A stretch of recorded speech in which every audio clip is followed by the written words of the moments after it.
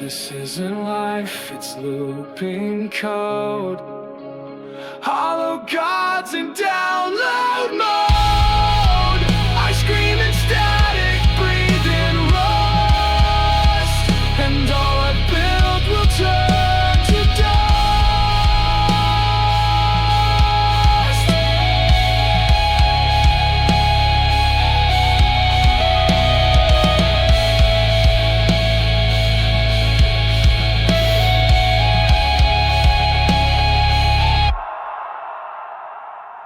What the fuck is up? I love this scare. That's the filter. Remember, that's the filter. If you can't get past that, you're a pussy anyway, and I don't want you here. If you're listening with the kids, Aluminum in the car, Man. I'm sorry. You probably would think you could listen to a wrestling podcast with children in the car. You made a mistake. This ain't the one. You came to the wrong store. Yeah, just buddy. turn it off now. There's a weird section in the back there, and we don't have a curtain that covers Oh. it. I'm sorry. Oh, man. What is up, everyone? It's John Escudero, and I'm here with Nick and Greg. Nick. Yo, Neek, someone say Neek, or do you mean at Neek Breaker on Instagram? Give me a follow, please, and thank you. Follow him. Follow him everywhere he goes. Gregatron. Be careful, follow me everywhere I go. Just came from that Yankee game. yes, I did. Did you have a good time, sir? I did. Sports ball. Did your team win? The Yankees won. I believe 8-1. Oh, shit. Very Whoa. nice. Look at you being a good luck charm. Aaron Judge hit 2 home runs. Trent Grisham hit 1. I don't know these people.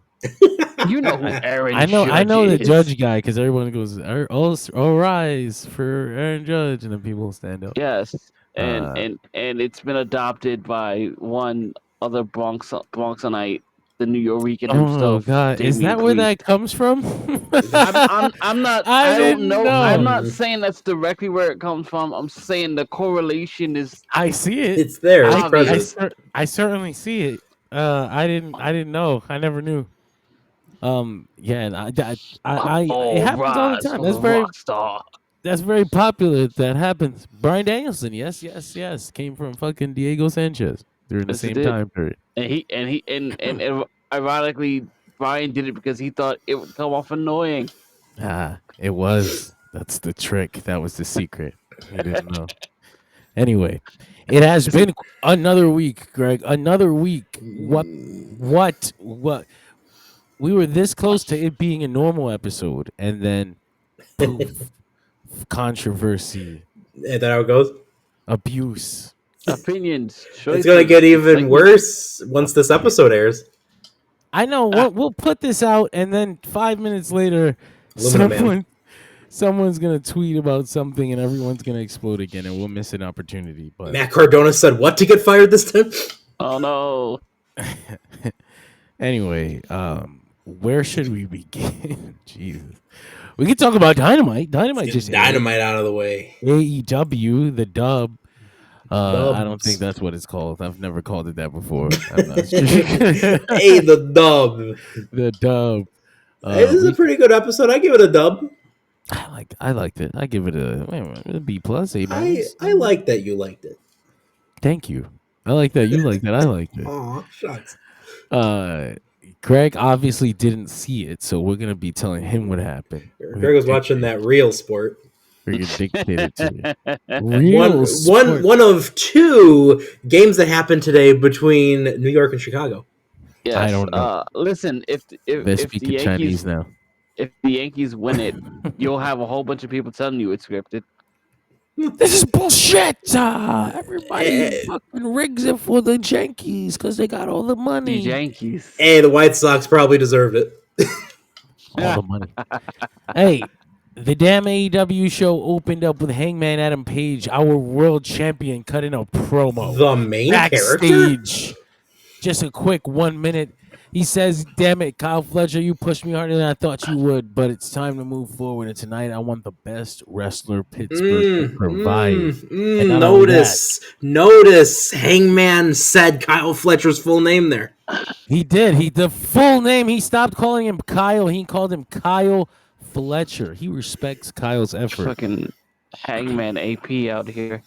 AP. He said that he wanted the best Pittsburgh could provide, and he was going to put the world championship on the line on this open challenge against Lee Moriarty later tonight.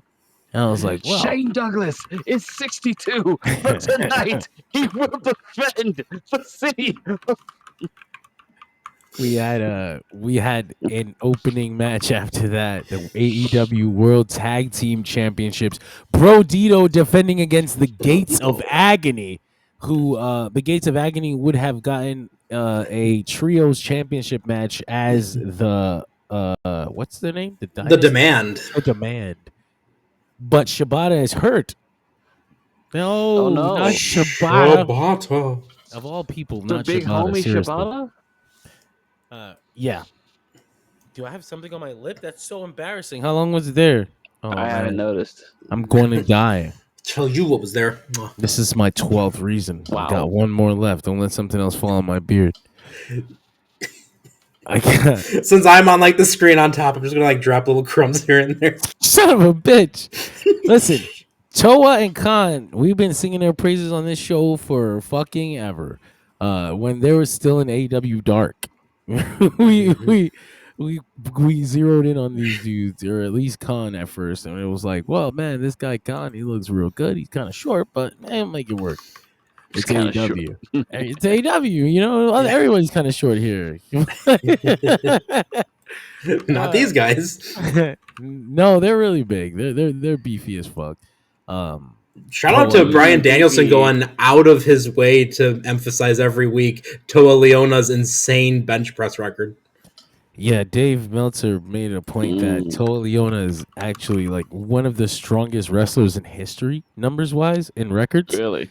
Yeah. I think he can. What is it like? He can bench press like 6 something or something like that. Which is And fucking, that's a multi-rep bench press. I think for a single rep, he can easily do 700, which only a select amount of wrestlers have ever done. Like I'm thinking Warlord, Dino Bravo, and Toa Leona. brother. How is that not like the main part of his Is it- gimmick right now? I was gonna say, Right. is he going to induct them into the Hall of Pain? Honestly, like this dude is strong. Why are we not emphasizing that more think, than just Danielson?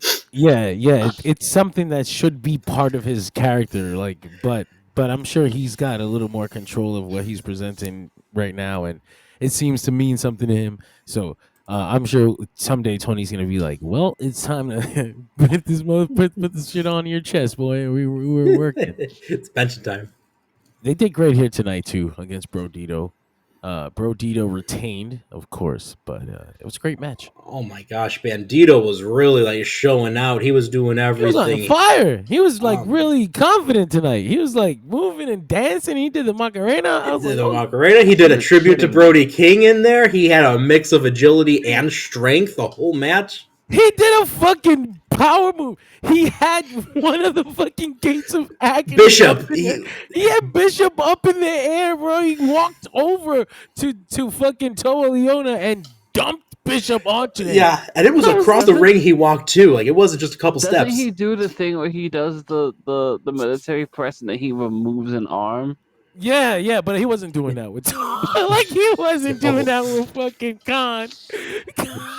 Khan's a thick boy. But no, Bandito's Bishop. strong as fuck as well. But you know, it was just nuts because he's a luchador and he does all that Yeah. wild lucha shit, and then also he's like power. The perfect luchador. Unlimited. Him and Brody King have been my favorite surprise of the year. And Mama LaRocca said they are such an odd couple pairing, and it's perfect. I never knew that that's what I wanted to see. Like I was like, these guys are incredible together. But they had spoken in interviews about how they knew each other and they had previously wanted to work together, and then this opportunity came. And they were like, let's fucking kill it. And OG they just Ring of Honor guys. made it work here. And Brody King, man, it's like it's probably a coincidence, but Malachi Black being gone, he's like shining. He is such an integral part of the TV show now. Yeah. One of the only good like big men pushes they have going. It's sort of funny to me, the idea of like this team that's like this Mexican guy and this incredibly overly tattooed, scary looking white dude who looks like he should be chasing Bandito down, but is in fact there to protect his family. He's there to do the heel turn on Ice when they think he's with them. Oh, he rips the vest off. It's got a fucking Mexican flag on it, or it's just a picture of Goku. Like he just, he invites them into the house and it's like, well, now you're locked in here with me. Like he looks like the type of guy that Undertaker would trust. Hey kid, what's that? How do you know such a great taco restaurant? You're a little suspicious. This tastes really good.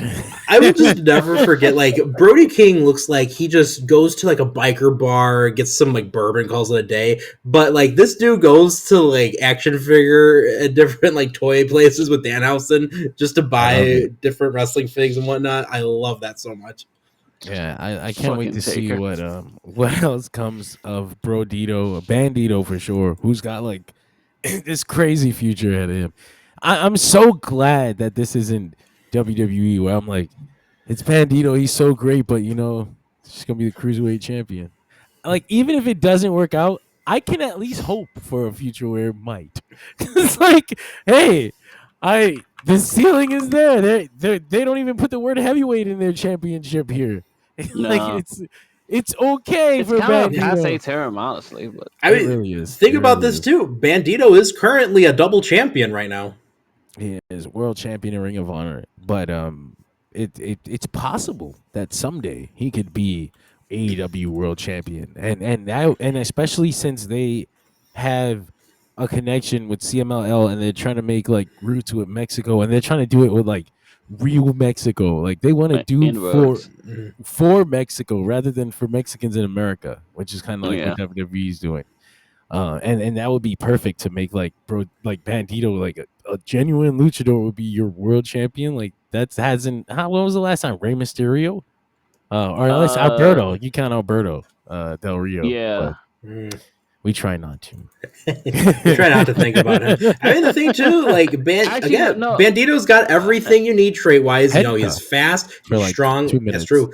And then on top of that, Bandito's also got the benefit of youth and age. He's only like 29, 30 at this point. Like Rey Mysterio, every time WWE tried to find whoever that was their next Rey Mysterio, he would just get older and his knees would get weaker.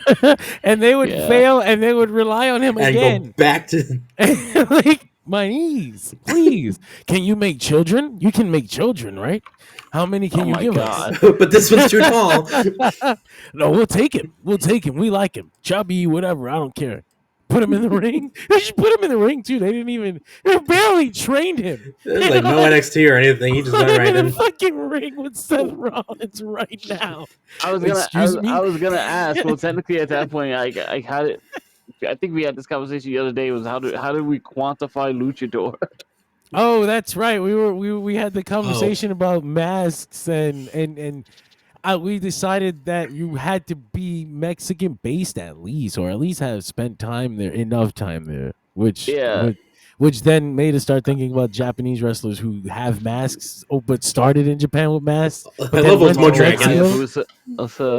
Right? Hayabusa, fucking even like Okada. Like, is Okada a luchador? He didn't wear a mask, but he spent a decent amount of time down here. You don't need a mask to be a luchador. Look at how many unmasked wrestlers there are. He's lucha trained. Like Kazuchika Okada is lucha trained. His foundation is lucha. Does that make him a luchador? Yeah, like when those Fantastica Mania shows came around, Okada's like, I get to show my other shit.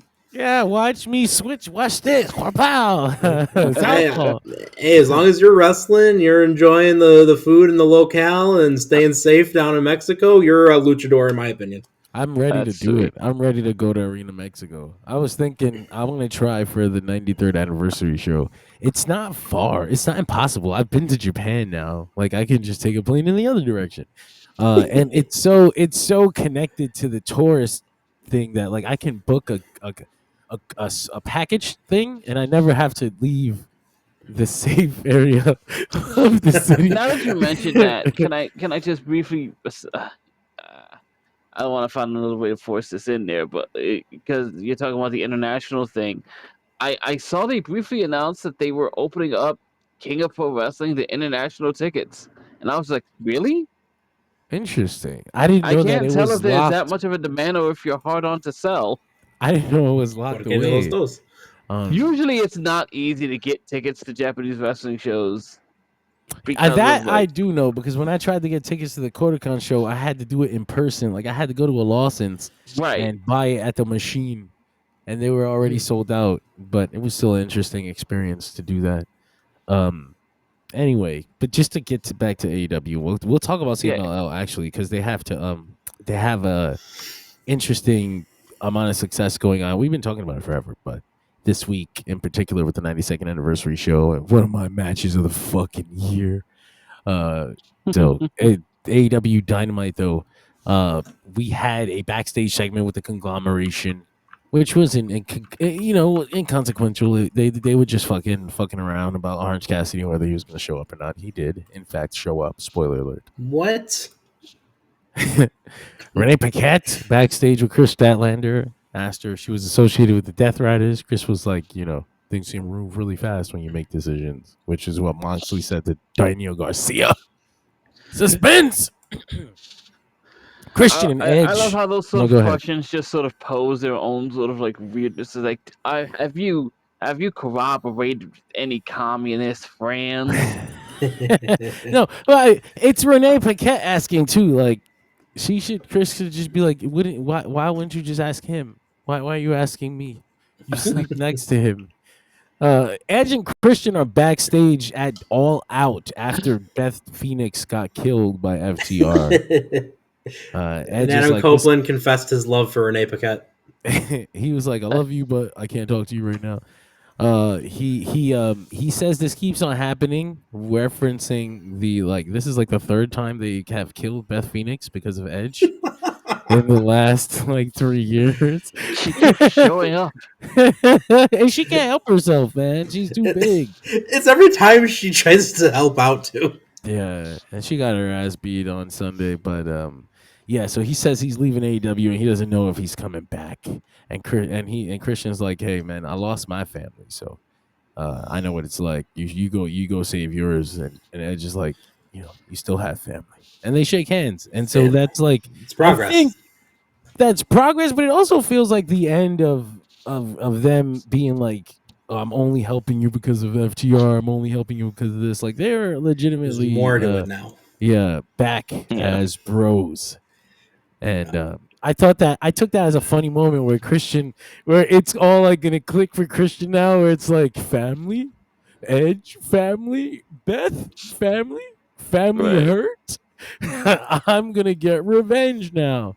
And he's gonna fucking hurt FTR for what they've done to Edge and Beth. You sons of bitches. Edge is gone, but I'll take care of it for you. And then it'll be too much, and they'll beat his ass because they have the numbers on him anyway. I like looking at the recap on comicbookclick.com, dirtyradio.com, and that's me. that caption looks awfully familiar. Oh, interesting. I don't know where that came from. I type all those up myself, obviously. The implications, or at least the implications that have been chosen by the internet of this segment, have been amusing. Of the Edge and Christian one. Oh, Yeah. that was so dumb. I wasn't even gonna bring that up. What? But oh my god, is Edge going to fight John Cena? I will slap you. I'll slap you in the face. Shut the fuck up. Like, oh yeah.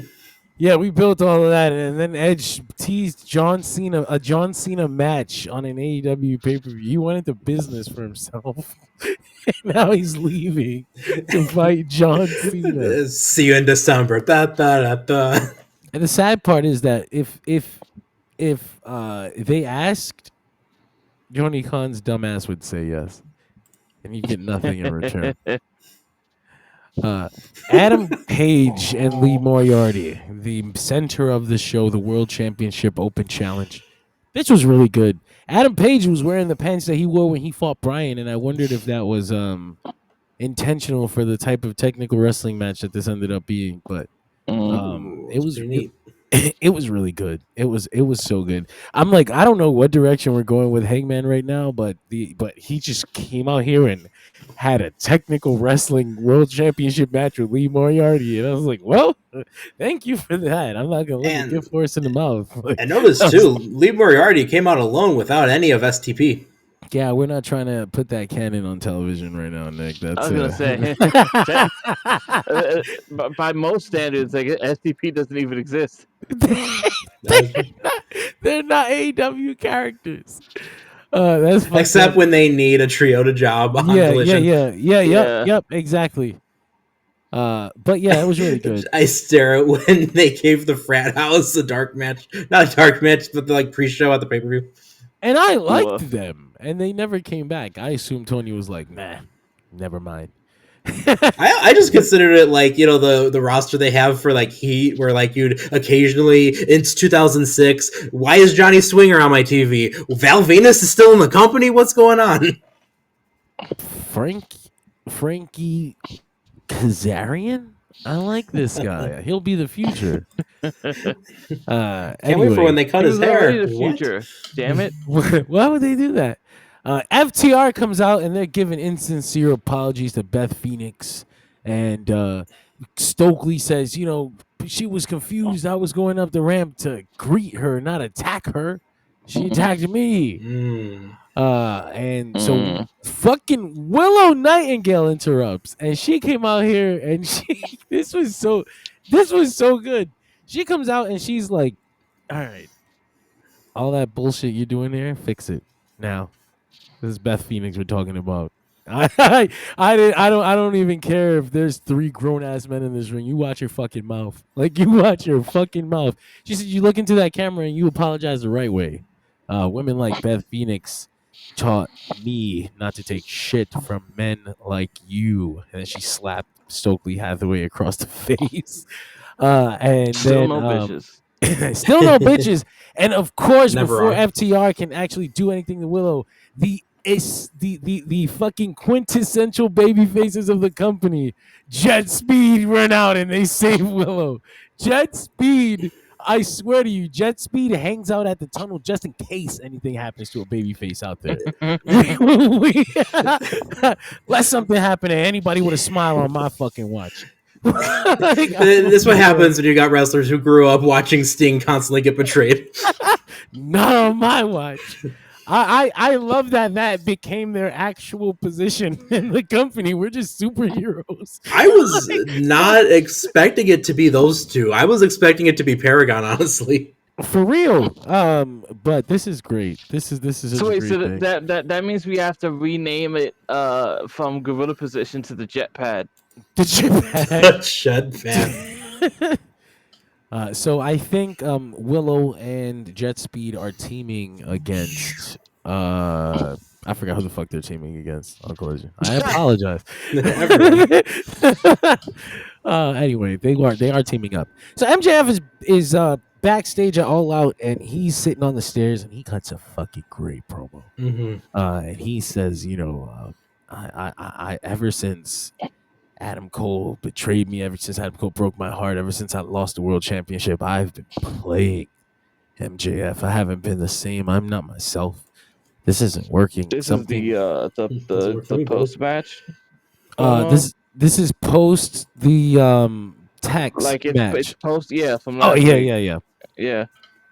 And he says something is missing, and so he's leaving.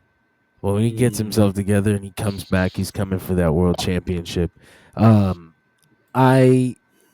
lot of people were kind of speculating that he's going to come back with like Alex Hammerstone. I mentioned this.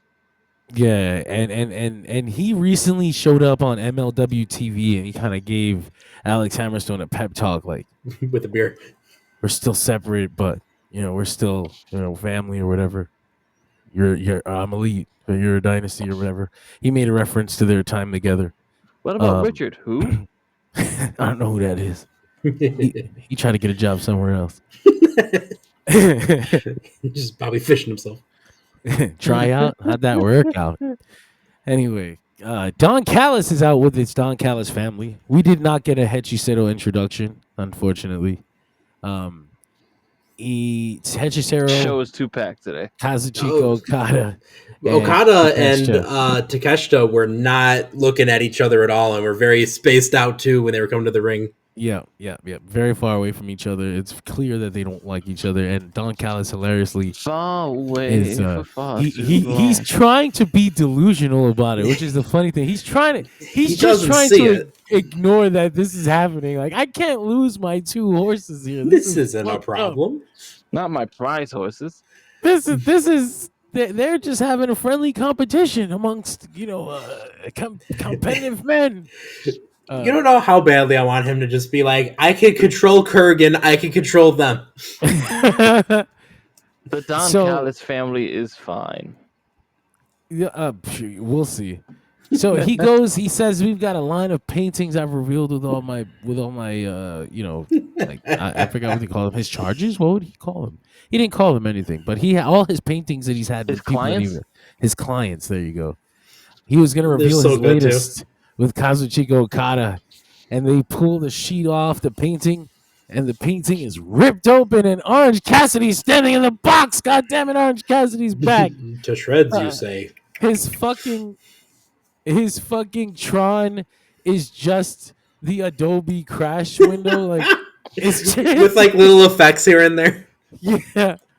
But also, I wondered if that didn't have anything to do with Orange Cassidy, because they had been teasing El Clone earlier in the night, and this was really red and aggressive, and it didn't seem like lazy, because his thing was, it actually flashed his normal Tron first. It was white with the marker, with the fucking freshly squeezed marker thing, and then it acted like it Because the transition still went crashed. through. Yeah, but it wasn't like, it didn't like actually crash. It was, there were funny little pieces of shit. Yeah, on the those screen those little transitions kept happening. Yeah. So I was like, I wonder if that's something else. But anyway, Orange Cassidy is back. The conglomeration run out, and they go and they get into this match, and it was a fucking great match. With one of the guys running in being hologram. Hologram and Mark Briscoe and Orange Cassidy against Takeshita, Kazuchika Okada, and Hechicero. Fucking Hologram and Takeshita got in there, and I didn't realize that I wanted this combination. I was like, whoa, what the fuck? This was great, though. Everything was good. Of course, we had more continued tension between Okada and Takeshita. Fucking post Tension. I was trying to remember the finish off the top of my head because I don't have it in front of me. But I think that Hologram pinned Hechicero, because that's the only thing that actually makes sense here. Those are the only two people that I think could do. Yeah. I think that's what happened. I'm pretty sure that's what happened. Post-match, though, the Protostar, Kyle Fletcher, say his whole name, comes out, and it says Hangman was right about him and how he felt after losing on Saturday. But he can't think of a better way to get back on the horse than to take away Hologram's undefeated streak. Hologram currently has the longest undefeated streak in AEW history. Kyle Fletcher. Sorry, Colton Gunn. Yeah, it's true. Shit. Kyle Fletcher is challenging Hologram title versus streak next week on the 6th anniversary of Dynamite. But it wouldn't be the first time Hologram gets pinned. No, I was there. I was in the building when it happened. I was going to say, this promo where Kyle Fletcher says next week at the 6th anniversary of Dynamite is legitimately the first time I've ever heard them mention that there's a 6th anniversary of Dynamite next week. I was like, what? What the fuck are you talking about? That's a thing? Next week? Okay, then. And then the graphic just popped up, too. Yeah, 6! And then they proceeded to, like, it's actually been 6 years. Stack the show. It has been 6 years since I got Greg to watch Modern American Wrestling again. He gave up. I pulled him from the abyss. I was like, come back. I promise. There's a bunch of people we like here. I promise. They're doing weird things, but we'll get past it. No, don't look at the penis droids. The droids. Look this way. Look They this almost way. got me back, but then Cracker Barrel happened. they almost got me back, but then fucking that Joey Ryan. what was it? Dave Lagana fucked it up. Oh yeah, the NWA. Fucking Dave Lagana. He ended up being a sex pest, and it's sad because And he then was like legitimately you noticed, and creative. then you noticed, and then a lot of people noticed the fucking writing on that show just absolutely went to tanked. shit. It was over. Anyway, Jungle Boy Jack Perry. Han, don't forget we had another haunt for hologram after Oh, shit. That's right. The clone continues to haunt. El Clone, he's coming, and I hope it Like happens Bendis. on Dynamite because they've been making it seem like it's gonna be a collision story. But I'm like, man, Goddamn Bendis. Bendis is coming. That's right, to Marvel. Fuck, Greg. Fuck. Anyway, Jungle Boy Jack Perry. He's Jungle Boy Jack Perry again. I imagine they're really gonna harp on it. Both names, Have they gone all in on that one? They have, in fact, because Tony said it at the press conference, and I thought maybe it was a slip of the tongue, but then Excalibur said Jungle Boy Jack Perry and Luchasaurus next week. Jurassic Express returns. But on his graphic, he's still wearing. I don't suspect that he's gonna go back to being Jungle Boy in the regular, like in the full in the sense of like the gear and the outfit and the yeah. At least right away. I think he'll wear probably gear that has maybe cheetah print on it someday. Maybe like a mix of the two. Yeah. Because even his graphic here, he's still rocking the denim, still wearing the leather jacket, and this seems to be a more aggressive version of Jurassic Express. Anyway, from the promo videos that they have, like he brought the monster Luchasaurus back to life, dragged a casket through the woods. Yeah, they actually reused that footage for a new promo this week. I was like, that's lazy. Where Jack Perry cured his pneumonia. Yeah, his pneumonia. They show him digging up the casket again. And you know what? People keep saying they should bring back Marco Stunt, but Marco Stunt was a fucking mascot for them. And if they're trying to be a more aggressive version of Jurassic Express, what the fuck are they going to do with a mascot? Did he retire? Come on, Tony pays very well. The only way that might work is if they actually like use Marco Stunt as a weapon. As a weapon, Greg, you're a fucking genius. They have to start throwing him around and swinging him like and fastball special. Marco was gonna be the Igor to Jack Perry's Dr. Frankenstein. He gets really stiff and Lucha swings him like a bat. Wow, we got this. I did want to talk about this because there were two things that we said, or at least that I mentioned, they were doing at the same time, and I wanted to really get how you guys felt about this because I thought it was interesting, and I was curious if does it constitute a failure if they went backwards. So we're talking about the return of the Jurassic Express, and we're still running the angle where they're trying to reunite the Acclaimed. So I was speaking on both these things. Yeah, well, I feel like both things, like obviously the Jack Perry thing. Yeah, the Jack Perry thing is interesting because it didn't succeed in making him more popular but also he was like a heel the whole time, and I don't know what the goal was, but he certainly did come up with character development, and it seems like they stuck with it and they're gonna move forward at least, and we'll see what happens with the Acclaim, because if they just go back to wearing pink and black after you getting new music and all that shit, it kind of feels like a complete step back where you could kind of do both. You can take a step back and forward, and it's a little more lateral, but it isn't completely backwards either, you know? I was going to say that, like, with Jurassic Express, it doesn't feel like it was a mission failure with them, because both guys achieved some decent stuff, following the initial splitting and whatnot. And then just the sheer amount of people who were just getting into Baltimore when the time came at the pay-per-view. Like, this feels like this is definitely much more on the verge of a good thing, whereas with the Acclaimed, that one definitely felt like we didn't achieve Claim what we feels wanted to there at all. The Yeah. claim feels like an outright failure. Yeah, and you know what? Yes and no, because I think they weren't expecting Don't you Caster to dare get fucking some put over steam. that Max Caster gimmick. I swear to God, I will No, it is strangle good, Greg. you. Greg, it is good. Accept it. He's the best wrestler around. Let's go, Max. You're the best wrestler alive. Guys, that wasn't it. He's too charismatic, but he's also not good alone. It's a situation where No, he's good on his own. unfortunately for Anthony Bowens, he actually could have probably gotten over by himself, but they were not willing to let that happen because he's too much of a risk. Look how we put him back. This guy's always in trouble. He's always in trouble and saying shit he shouldn't, and it's like that's where the issue lies. We can't push him, and but that just becomes a double-edged sword for whoever they pair him with, though. Yeah. Is Bowens chronically online? He is, or he stopped. He has stopped. Like I think someone spoke to him, but it was becoming. Wait, you were talking about? I was talking about Caster there. Caster, not Bowens. Bowens doesn't do anything. I was gonna say, I don't remember Bowens getting silly like that. No, Caster. Caster's just not an intelligent man. No. And Bowens, of course, that babyface push didn't work. The pride of professional wrestling. It started off cool, and then by week 2 is just like, okay, what else is on? Could you blame it on the booking? Maybe I don't know. The stupid half shirt didn't help. You know what though? So? They gave him a lot of promo opportunities too, and they weren't like hidden.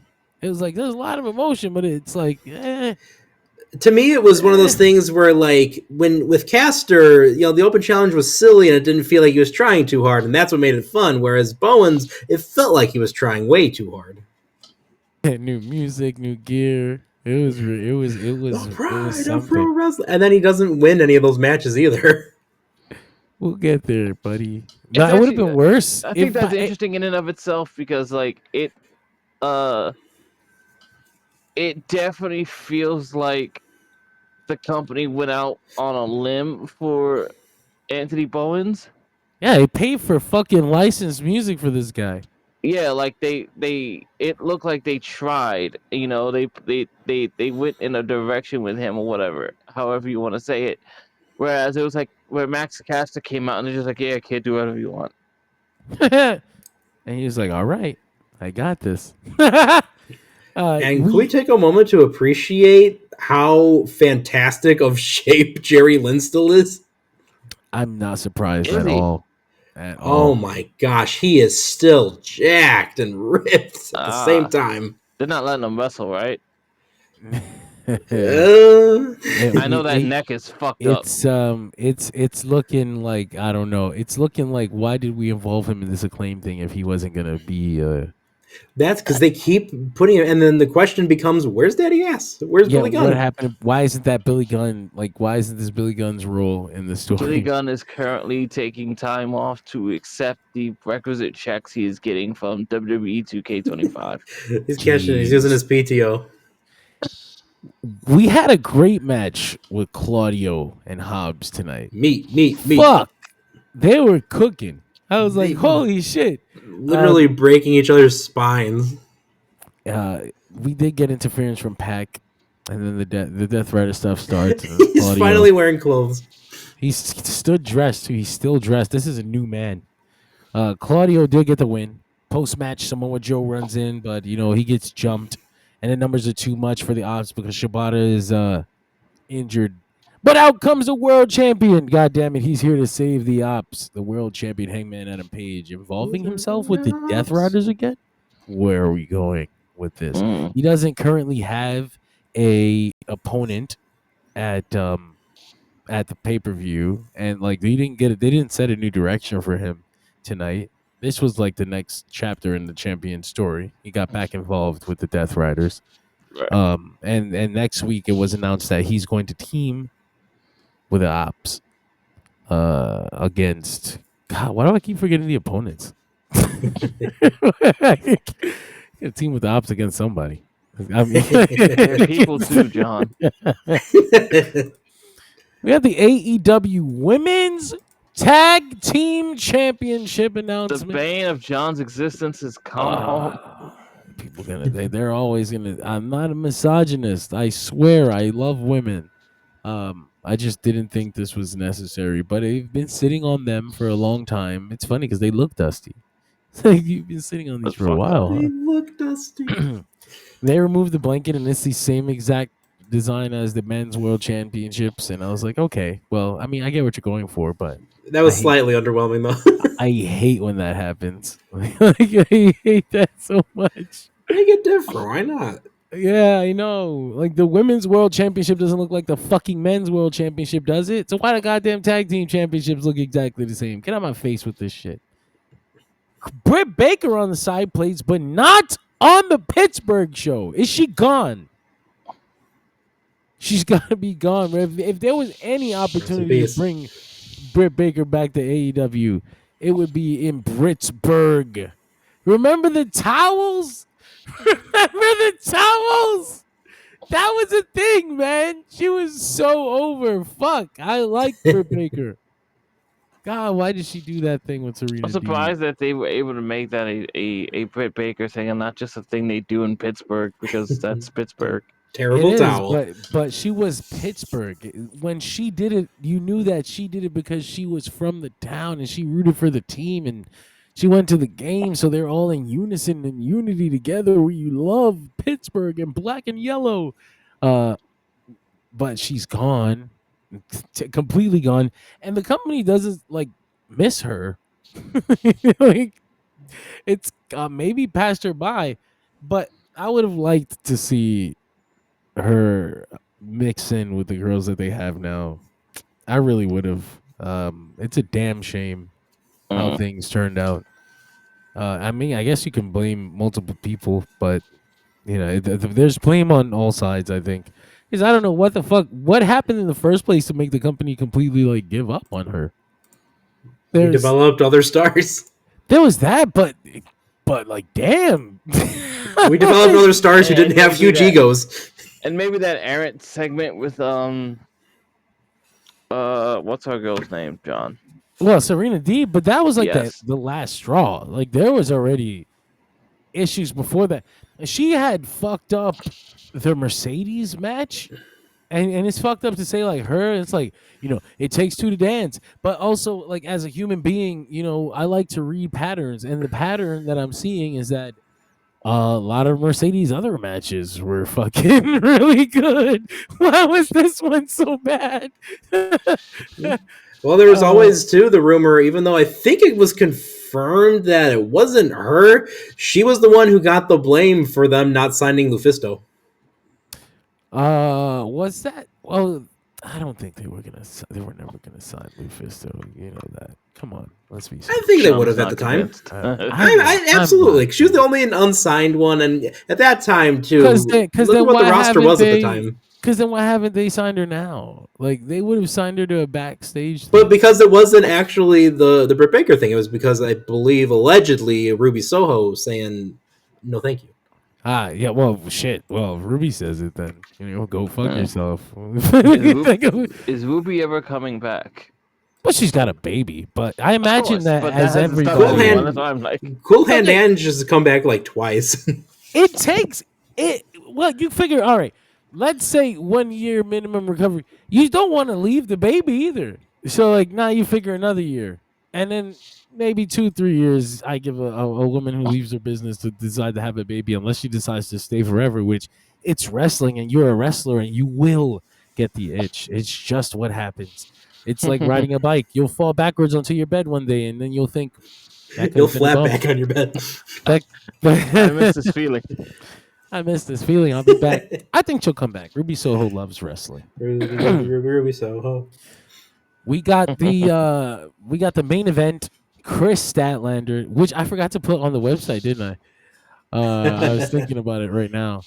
That is Chris true, Stat- actually. Chris Statlander defeated Mina Shirakawa in an AEW World Championship match. It was a pretty good match. Another seatbelt. Another seatbelt pins. Wheeler Yuta comes out to celebrate with her. Harley Cameron is there, and it looks like there's gonna be like a tug of war thing, but the rest of the Death Riders come out, and it's like, oh shit. And When Harley was hugging Statlander after, I thought that was Shafir hugging her at first. I thought Harley being there really sold like the danger of the situation, because it's like, okay, She looked terrified. if Chris Statlander can handle herself for a few minutes, fine, that's the world champion. She's a beast. She'll hit bitches with tombstones and shit. But not Harley, the puppet girl. Get her out of there.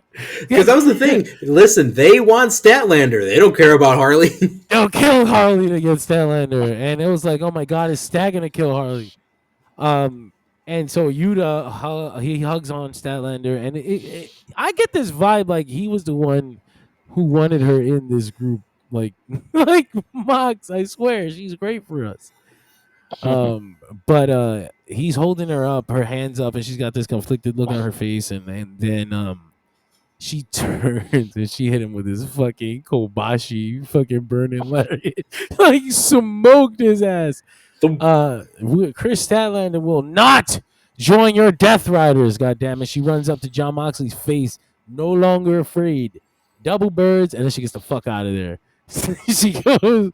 Her and Harley Cameron escape before the Death Riders can make chase. Out comes Darby fucking Allen with a flamethrower. Yeah. To scare the Death Riders. And Moxley is he's wasting the fuel in the flamethrower too.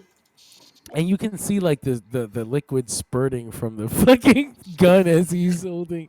But Moxley's like scared of the flames. He falls backwards. He trips over the stairs. He's uncharacteristically running from this fire.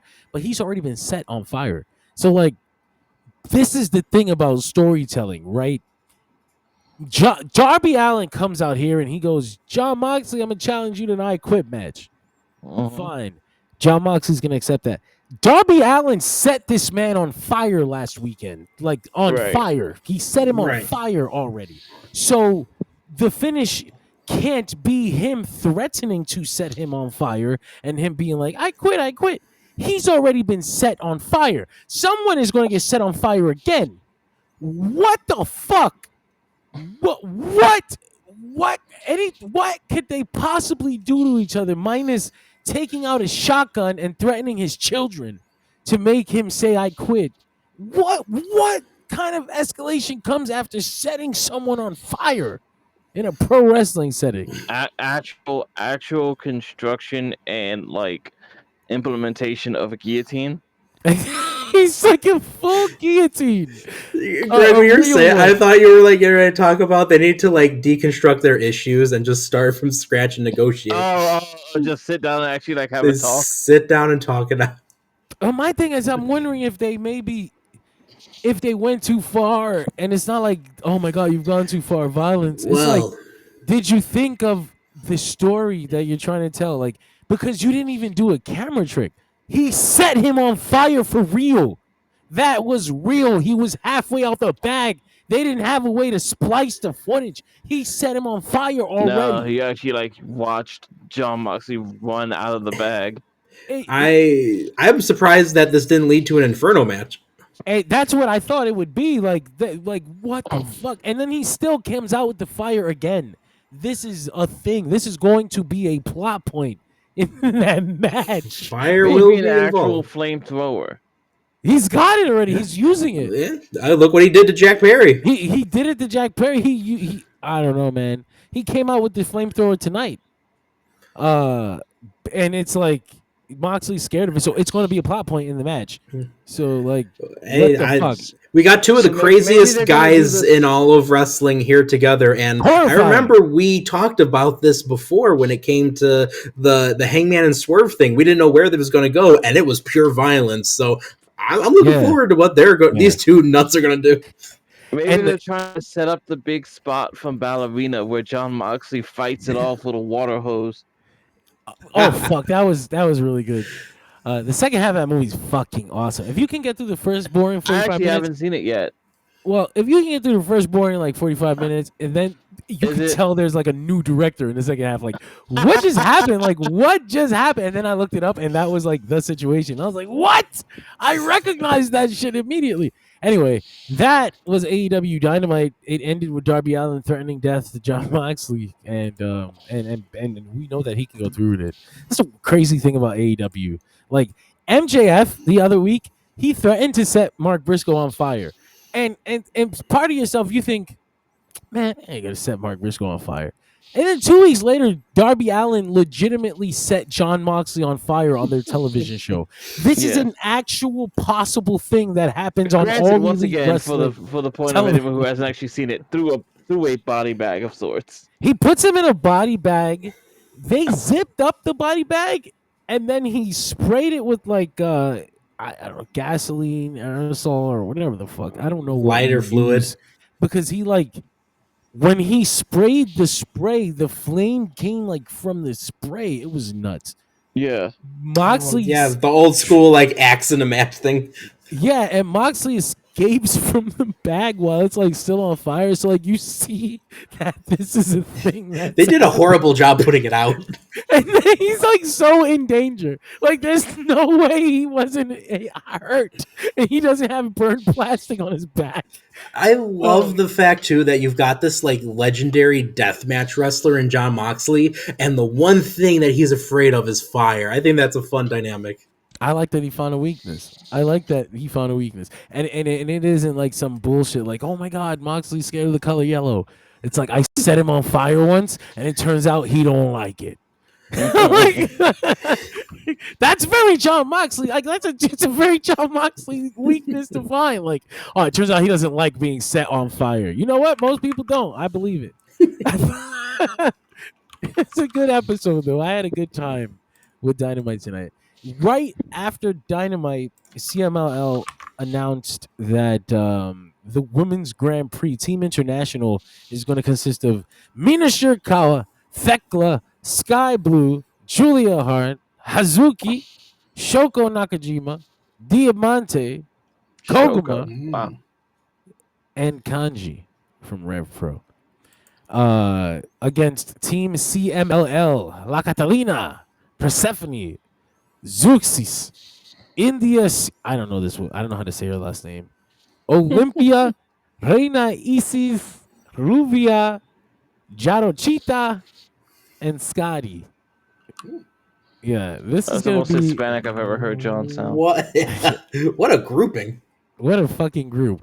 I know La Catalina, I know Persephone, I know Zeuxis. I've seen them wrestle on Dynamite. No, Greg, stop. I've seen them, and they're all very shit. I've seen them all wrestle. They're great, but the others I don't really know. I haven't seen them yet. I'm gonna be watching CMLL tomorrow night because tomorrow's the Pokemon crossover episode. Let's go. What the fuck think is I've that? seen Like, Olympia. how is that real life? I'm like talking about tomorrow's CMLL Pokemon crossover wrestling event. Anyway, and These then are insane Friday, times. and then Friday is Arena Mexico again. And let's go. It all keeps going. Fun fact that I found out this weekend, and I sent to Greg, and I was like, "This is crazy." So, like, the PWI 500 comes out, and we're not going to go over it. It's a waste of time. It's not a. It's a game. It's a game. It is Your what it is. favorite didn't win. Suck it up. Don't Yeah. compare to the after mags. It's it's funny. It's funny when you see the list. I guess every year it gets a little more silly, but I feel like it used to be a little not. It was never like legitimate. Like, there's never been like a legitimate list, but it used to feel that way. Like, there was a little more effort put into making it look, or at least feel. Now they're like, we really have to sell magazines. You don't understand. Print is dead. like, Wasn't dead in '97 when Malenko was number one. me and Greg were just talking about that too. And that was their choice for more mainstream than who they thought was real number one. Which is like, oh, you went with Malenko for more mainstream. You should have just still with Kobashi. What the fuck? Yeah. That's what I was saying too. It was like if you were trying to sell magazines, you may as well have just given it to Brett or Sean. They were on top, right? Like, what's crazy is that magazine would be a lot more in demand today if it was a Kobashi cover. Like, people would be like, I need that. yeah. Like '97, I don't see Kobashi in top 10 even. That's insane. Like, it's Malenko, Misawa, Stone Cold, DDP, Luger, Undertaker, Hashimoto, Giant, Jushin Misawa at number Liger, 2, though. That's beautiful. and Benoit. That is beautiful. anyway, the fun fact was that in the last 63 weeks of Arena Mexico shows on Friday, there has not been less than 8,000 people in attendance. At minimum, that puts them at 504,000 tickets sold to CMLL's Friday show at Arena Mexico. It's one thing to be a touring brand, to go around and collect as many people as you can every time that you go through it.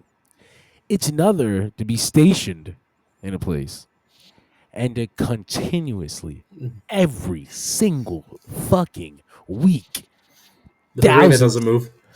thousands upon thousands of people come to see you from around the world. There's it's like it's incredible. And the crazier thing is that this is a conservative estimation because actually in 2025 the average is much more than 8,000 people every week.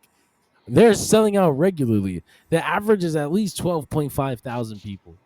And imagine the only real that I can think of, the best contemporary comparison I can make is like when NXT was running in Full Sail, and it's like the same fans every week who have seen your stuff, so your booking has to be really tight and really like on the toes of its feet, because these people know you and these people know these people, and like you can't run the same finish because they've seen it. Now the difference here though is that one is that with NXT it was like definitely 100% the same people. It's only 500 people in the building, and like they know how to get the tickets, and you would see the same people in the same seats all the time, and so like it actually became a problem. CMLL, I mean, they've had that building for like 30, 40, however fucking many years, and arguably also became a problem for the ECW arena. Yeah, no, well, of course, but they also got to tour around. Yeah, Arena Mexico has been around for like 40 years, and they haven't seen this kind of success regularly. In a long time, if not ever. I have to go back historically and see if they've done like this kind of streak before. This is one of the most undertold stories in wrestling over the last year. Like, I don't think there's enough attention being brought to the fact that CMLL is fucking hot. It's one of the hottest promotions in the world right now, and there's like nothing they can do to slow down. They're doing partnerships with Pokemon. What the fuck? Yeah. What is that? That's Lucha Libre doing that on its own, and all they can do with they got a partnership with AEW, and AEW is not trying to eat Suck them. it, AAA. They're like, let's put you on television. Let's help you get exposure. Let's not fucking turn you into a Taco Bell. Let's let you you still be authentic food. It's not the TNA partnership. It feels like they value CMLL. It's incredible for CMLL right now. How dare you speak ill of the Super X Cup? This is the thing. That's the thing that a lot of people that watch, they don't understand. And sometimes you'll speak in pro wrestling, the fan base is fucking dumb. So sometimes you hear a lot of the stupidest shit. Like, we're talking about how hot CMLL is and their partnership with AEW helping, and they'll be like, well, see, but fucking, why are they only on Ring of Honor? Why aren't they on the television show right now? It's like, oh, God, you fucking moron. Yeah. The one thing you don't want to do is overthrow the balance of your own television show for somebody else's sake, you fucking idiot. No. So, yeah, we're bringing these guys and we're giving them much more exposure than they would have had otherwise. But also, yeah, I got to keep my shit in check so we can bring them onto the main television show when we can. How do you bring up Ring of Honor at a time like this, John? Hey, I know. Because it's like, that's where we hub the international people when we want to book them, when we want to bring them up, but we don't want to put them on storylines. You can catch Mystico having matches in Ring of Honor. It's like, but he's Mystico. I know. They're giving him work in America right now, today. And it's working. It's helping. It's continuously working. And we'll see what the partnership looks like next year. Like I said, I'm trying to make my way down there for that 93rd anniversary show. I need to get there. They've got a connection with the tourist board in Mexico, and it's been when the camera pans the crowd, you see like all the tourists. They're drunk and they're this is one of the things you came to do on Friday. Like after this, you're gonna go to the club and whatever. Like it was on the list. This is a destination. This is a destination. It's wild. Can't wait. I did a little bit of research, and I'm a couple of peak periods in their time frame that this might, if it doesn't compare, it might even surpass. You got the 40s, the early 40s. You got, and when I'm talking early 40s, like we're talking like El Santo period. You've also got in the mid 50s, and then you go onwards to like the early 90s. Exactly. Wow. No, but that's a large gap. Prime periods. That's a large gap from the 50s to the 90s too. There is like a decent time of that's a decent amount of time. But how long has that building been up? If you're while you're looking, Arena Mexico. Yeah. Let's find out. Because overall, let's see, Arena Mexico, that itself was the modern building itself was opened in 1956. What the fuck? That's much older than I expected. I'm not gonna lie to you. I thought 80s, 90s. And it's got a long history of wrestling and boxing. That's beautiful. I can't wait to be in there. That's a lot of history to take in. Just standing in there. The original arena that was there before they rebuilt it back up was Arena Modelo, which was built in the 1910s. What the fuck? That's beautiful. It's over 100 years of history there. There's a whole world of history that I have yet to uncover there. It reminds me how I feel about Cortico and Hall. The arena was abandoned in the 30s until Lucha Libre events started to be promoted there in September of 1933, the debut of EMLL. There it is. There it is. And still to this day, from 1933 to 2025, they are alive. Wild. It's insane. And it's like right now they're reclaiming their glory. It's beautiful to see. Anyway, talking about CMLL, I did get to watch the 92nd anniversary show, and that MJF Mystico match. Oh, holy shit. That's like match of the year, but not like in a very different way than any other match of the year candidate you'll see in 2025. This was like some old school fucking bloody brawl, like not a death match either. It was like a brawl, a wrestling brawl, like a bloody wrestling brawl, like some Memphis shit. Like it was fucking awesome. Mystico was open like 30 seconds in. You just say Puerto Rico. But I should have said Puerto Rico. It's weird to talk about Puerto Rico when you talk about Mexican wrestling, though. I don't. I as a Puerto Rican know how Spanish people hate to be confused for other Spanish people. How can you not tell? I guess, yeah. I was just thinking about like the bloody brawl of it all. I was trying to be diplomatic. No, but it was great. If you haven't seen it, go out of your way to see it. Honestly, Mystico was like Muda scale bleeding 30 seconds into the match. He drops a big ass noticeable blade on the ground. You're like, God damn, that's a big blade. It's like a whole machete. He's got a whole knife to his head. He pulls out his sword. You didn't have. No, man, go see that shit. Definitely. We give a shout out to MJF, by the way. Like he does that match, and then the next day the tables and tax match with Briscoe. Like two equivalents of death matches in a row. One in Mexico, the next day in Canada. And then he goes to go shoot his film in Winnipeg. And while we're talking about a person who's traveling back and forth and doing shit, Hachiseto, right behind MJF's back, working Arena Mexico 92nd anniversary, flying up to Canada, doing All Out, flying back to Mexico and doing the Sunday show. Just big weekends for everyone. I didn't get this graphic up of the girls when I mentioned all their names, and I went through all the trouble of bringing it. The entire what are they? The Triangle of Madness, Sisters of Sin? I forget what they call themselves. Triangle of Madness when it's the three, Sisters of Sin when it's Sky Blue and Julia Hart. Koguma. Koguma's coming. That's very Bear good. Girl. It's such an interesting assortment of talents. Hawaii. No sexy kawaii. Nick, Nick, did you or Greg watch the Brock Lesnar John Cena match at all this week? I have not seen it yet. You plan on it? I'll get around to it. I only saw the entrance because I was like, "What's this?" Like somebody referred to it as like a new entrance. It's like it was just a slightly different use of the LEDs. This was the one thing from that horrid night that I did watch. And on top of that, it wasn't just me. So many people in my life saw it either on purpose or accidentally just through their social feeds. And let me tell you, every single person that I know in real life that did end up seeing this, whether on purpose or not, just did not care for what happened. They didn't care that Lesnar was in it, period, because they know who he is.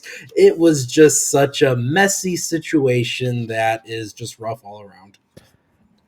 If you don't know, they had Brock Lesnar versus John Cena as one of the main matches on the pay-per-view Wrestlepalooza.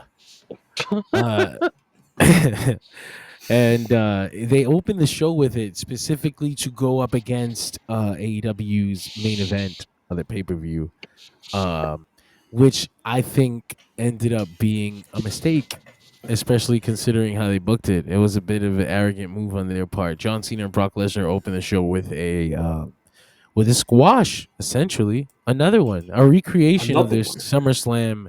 It was a rerun, basically. Performance. And it finished in what, 8 minutes? 8-minute match? Something like that. That's what a great way to utilize the handful of matches we've got left in this retirement run. Which is really the biggest problem. I think I was talking to Greg about it, and the big thing Greg had was that it wasn't unexpected. It was the same kind of Brock Lesnar match that he would have expected Brock Lesnar to have, and I thought, who on earth would have expected them to waste one of John Cena's final appearances on this troll job? Oh, I just saw someone on the interwebs say, "It's okay, we got through this so we can have Cena and Cope." Oh yeah. Yeah, I bet. I think that comment in itself is a cope. No, truly. I respect just using the name Cope in that. It's become a point where, like, we talked earlier. I talked a couple months ago, and I said I would wait. I said, this John Cena retirement, man. Like, I don't know if this is working out for us, but people seem to be enjoying what's happening, so I'll wait and see how it turns out. And then they gave up on the heel turn, just like completely, which overnight. The craziest, like, that's the craziest thing I think I've ever seen. It went so viral, everyone was talking about it, and we just... It was a guaranteed hit. And, like, even before the heel turn, the John Cena retirement run was a guaranteed home run. Like, how could you miss? Lightly push him off of the apron. I've seen people suspect Triple H of sabotage. This has to be sabotage. There's no fucking way. And you look in history and you remember that he kind of fucked up John Cena's audience reactions in the beginning of his career, and he never really recovered. And you're like, I wonder if Triple H is doing it again. But he remembers WrestleMania 22. I don't think it's that deliberate. I mean, I guess I do. I was there. Sorry, I don't know if I don't know if they would mess with their money like that on purpose, just to, like, I know Triple H is petty. Like, I know that. I know WWE is petty, and that's just what they do. And you wouldn't expect them to do things that they do. They're such a big corporation, but they move so small and nasty. I don't know that they would do that to their own. Like, why would you do that to John Cena? I think they genuinely just tried and failed, and that's a worse indictment. Like, that. This was supposed to be like a crown jewel in Triple H's early career in charge of the WWE. This is a complete fucking failure. A complete creative failure. You could point to all the t-shirts in the world. Oh, we sold this many shirts in this town and every town where they came to see John Cena, they bought t-shirts for the last time.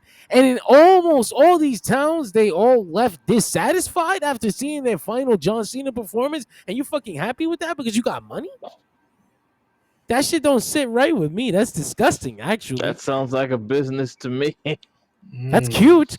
I would never be like, but that makes it okay. Capitalism. No, actually, no. There should always be a voice out there that says this is fucking nasty. Because then someone else will hear it. And someone else will book Sting's retirement tour instead of John Cena's. That's kind of how these things go, right?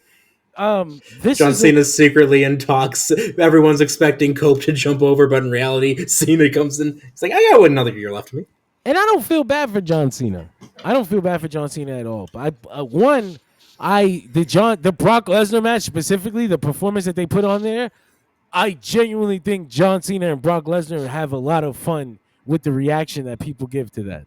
I think they both like that. I think they both think it's funny. And John wanted to get one last one in together. Let's go out there, bro. You know I fucking love you, man. 8 minutes. Let's laugh at these fucking We had marks. fun at Vince's birthday party, didn't we? Yeah, we definitely did. Now let's go laugh at these fucking marks. They gave us these $10,000 front row seats. Let's give them this 8-minute trash performance. That's just business. What? Your favorite company fucking hates you. Your favorite wrestlers fucking hate you. That's a sad thing. I don't know. I feel bad for people who are like bothered by this. I feel even worse for Brock people who Lesnar aren't. is here to make children cry, John. Oh yeah, very funny, bro. There's 5 performances from John Cena left. That's not a joke. That's not a gimmick. That's not a scam. There are 5 singular appearances, not matches. We don't know if there's 5 matches.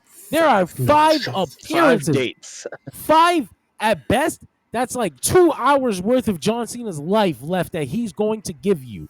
And those children and those parents, they spent who knows how many fucking hundreds of dollars or thousands of dollars to see one of John Cena's final performances, because there's no way that the company would waste one of John Cena's final performances like that. There's just no way. This is going to be worth our money.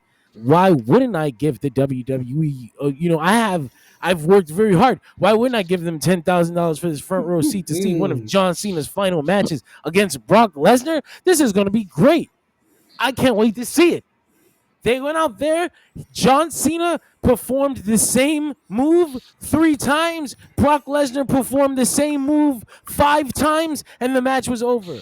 There were kids crying in the crowd. They took their money. They went home. They laughed. They had a good time. They ate their steak, and your fucking kid went to sleep crying in his bed. You hugged him. You kissed him on the forehead. You told him it's going to be okay. He's never going to see John Cena live again, and that shit is funny to you. That shit is cute. That's a success. That's good because you made money in the town. That shit is fucking disgusting to me. This John Cena retirement tour is a fucking offense. I take great solace in knowing that my last live John Cena sighting is SummerSlam. You got to see him versus Cody at least. Hey, you know what I got to see? I got to see a really good Brock Lesnar and Cena match. Extreme Rules 2012. That's the last good one they had. That's the good one to see of them. And I always thought the 2014 performance was good because it was at the right time and it was the right thing to do. And unfortunately, in hindsight, they wasted that Brock Lesnar ending. But at least they made good money, right? That's what matters. Anyway, Apparently. that John Cena. This is just me. This is just me floating around this conspiracy, but they have this new story now after this Brock Lesnar thing. The Brock Lesnar match happens. ESPN has a freelance wrestling reporter that always gives grades on their website, fair grades to all the wrestling shows, and he gave Wrestlepalooza a C. He said this wasn't what we expected. There's a singular good match on it, which was Stephanie Vecker versus Io Sky. It was great. I thought that was one of the better matches of the year for WWE, and the entire show was just nothing show. The only match they needed on the show. What's his name? Ice Cube's son was catching a fit, but the CM Punk and AJ Lee match bah, and I'm like, did you see? Like, I know, like a lot of times the fans get caught up in the performance, and I told Greg too. I was like, that was a good match for what it was. AJ's kind of rusty, very, very rusty, but they got the story points out. But that's not something I'm gonna go and fall on a sword for. Like, they gave it a C. Not that match. AJ was in there doing windmills that didn't connect on purpose. Like, we watched that. I'm actively ignoring that to enjoy this match. Like, what are you talking about? And so I think there was a reaction to that. Like, oh fuck.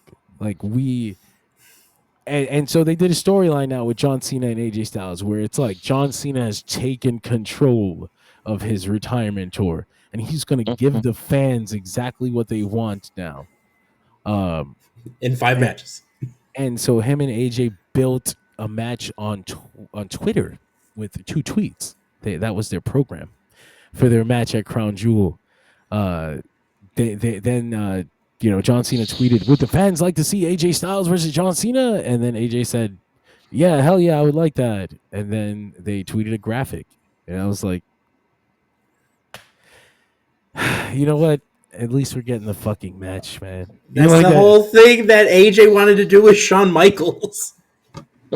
This is just if they put together the 5 best possible John, like if he only wrestled for the next 5 appearances and they were all the 5 best possible opponents you could possibly find, this retirement tour would still be a failure. Like there's no recovering this. History will look back at this moment. Like, do you remember how Stone Cold's heel turn was seen as like one of the WWF's like worst decisions in like history? Yeah, like it still gets cited as that. The John Cena retirement run is considerably worse than Stone Cold's heel turn. I don't know what the ramifications of John Cena's failed retirement run are going to be. Stone Cold's failed heel turn arguably helped cool the company off. Increased his burnout. I don't know what comes from this failure. There's got to be something though. Like this is a moment in time. There will be impact from this complete creative failure. Like wrestlers who previously thought they were going to have a final run in this company will think twice. Maybe I don't want to. Maybe I don't trust Triple H right now. Because the funny thing is that maybe this won't be my last contract here. Wink, wink. Fans are conspiracy minded, right? But wrestlers who get their head banged around, they are much more conspiracy minded than the fans. And I promise you, out of this. I promise you, there are wrestlers backstage who believe Triple H sabotaged John Cena's retirement run. I promise you, there are wrestlers in that company that think that. I don't know who believes it. MVP. No, I'm kidding. I'm sure MVP thinks that. I'm sure people that already have a bad view of Triple H think that he fucked this on purpose. But the idea that anybody thinks that in the business is already like a fucking cancer. That's a bad seed. That's not something you want happening. Yeah. Especially when the other company has such a shining example and such a recent one. Like those are bad optics. It's funny. Anyway, we'll move on from this. The John Cena retirement tour thing. But he gave the people what they always wanted. Yeah, all right. Of course. I get it. What they did was they got themselves torched. Don't do this. Stop doing this to yourself. They put every fucking they threw everything they had at this. And they ended up looking ridiculous because they couldn't stop themselves from tripping over their own arrogant feet. Hey, it's all right. Particularly arrogant feet. Very arrogant. Anyway, what the fuck what are we talking about? But at least Goldberg was satisfied with his retirement, right? Yeah, even 2 in a row. I forgot about Goldberg. Holy shit! I know, and this is gonna be. I can't wait to look back on this moment in time in history and see what happened because it's coming. They're doing a Macho Man movie, guys. Yeah. Kenan Thompson is producing it. He's not directing or writing or anything like that, but he is paying. That's the most random thing. Isn't it? He's got that SNL money. He's been there for over 20 years. Yeah, but the funny thing is that the Deadline article cites the connection as the one time they worked together on Saturday on all that in like 1999. I forgot about Nice. That's their connection. And Keenan is supposedly a lifetime fan. A lifetime fan of the Macho Man. He stopped wrestling like fucking 20 years ago. What did you spend your life doing? Anyway. that. All that. Oof. Anyway, listen, it's going to be a movie. It's in development now. They haven't casted anyone, but fellas, who do you want to play the Macho Man in a movie? And even more interesting than that, who plays Hulk Hogan? Ooh, brother. Obviously, Chris Hemsworth. That's Chris a bit Hemsworth is, meta. for Randy, you gotta, sorry everyone, you gotta put Jay Lethal, Black Machismo in there. No, shut up. That's the only Listen, though, he's got the look and he's mastered the voice. Just saying. he has. What's that one guy that was on Chris Van Vliet? He has a great voice for doing Randy. Not Nick Sasso. Will Will Sasso, excuse me. Will Sasso does too. There's another guy. People kept tagging him under this. I know who you're talking about. He's an actor. I went with fucking Aaron Taylor Johnson. I was like Dan this something. Is great. It is Dan something. Turbo or something like that. Not Turbo. That's a wrestler. Dan something. I'm sorry I don't remember his name Dan off the top of my Turbo. head, but Dan did one of the greatest things. After this, go check out Dan something on the Chris Van Vliet show. His Randy Savage impression is one of the absolute greatest I have ever heard, and I listened to Jay Lethal do that impression for years. I just think it's really interesting. We'll see what kind of story are they telling. The script was written co-written. George. It was co-written by Lanny Poffo before he No died. surprise there. So it's not gonna be like it's not gonna be like too. It's not gonna criticize Macho Man too much or anything like that. It was written by his brother. Yeah, their dad's going to be heavily featured in it too, I bet. And then he treated Miss Elizabeth really nice for the whole relationship. Really supportive of Gorgeous George and her endeavors. No Good friends with all his coworkers. We anyway, I didn't want to spend too much time on the movie. There's not many details out yet, but it's interesting that it's happening and that it was a story in Hollywood this week. It's always funny to see those worlds collide. Brock Lesnar's back in the company and they're discussing a match with him and Braun Breaker for WrestleMania. Muscles. The first thing I thought was good match. I don't want to sit through weeks and weeks of them fighting over Paul Heyman. Like, oh man, he's mine. I don't give a fuck, man. He's mine. Like, I mean, Jesus. Anyway, that's being discussed. So Brock Lesnar is around. The funny thing is that they said John Cena was scheduled to beat Brock Lesnar as of Saturday morning, and then sometime during the day, he took it upon himself to feel like he wants to put over an act that's going to stick around, and so I took that as Fresh young star. Dude, I know, right? Of all people. But in John Cena's logic, he's putting Lesnar over to kick off the new Lesnar run. And now Lesnar has a win to build off of instead of a loss. And it's like, eat my whole dick, you fucking piece of shit. I don't want to hear anything from you about what you should have done with Brock Lesnar. He shouldn't even be on TV right now. What are you fucking doing? Anyway, yeah, fuck those. Fuck them both. That's it. That's one thing. Jasmine Nix confirmed her WWE departure on TikTok. She basically said, that's who that was? Yeah. She basically said, well, they killed her off on NXT yesterday in the most lame way. She was part of the Fatal Influence, and the Fatal Influence were one of the main characters of NXT for the last, I don't know, 3 years. Chasey Jane. And then last night they found her backstage dead, and they were like, "Nah, only the strong survive." And that's it. That's how she left. Stay out of the And NXT so parking lot. Today it Like was Rob Van Dam, but without the blood. Yeah, no blood. She was just laying there. So she came out today and she confirmed that they just weren't going to pay her enough on the next contract. So she said, "Keep it. I don't even want to wrestle no more." And that's kind of the thing about a lot of the people in the PC, right?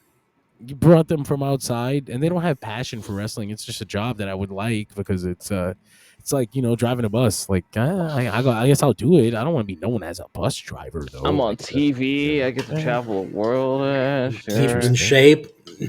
but she's like, but it hurts. It What? fucking hurts. I What thought the it was fuck? fake. This sucks. So yeah, she's gone. Goodbye. Not the first time either that someone up and quit from that same reasoning. No, there's a lot of people like that. And then the other ones that keep trying, but they suck. We see you, Nikita Lyons. We see you. Oh,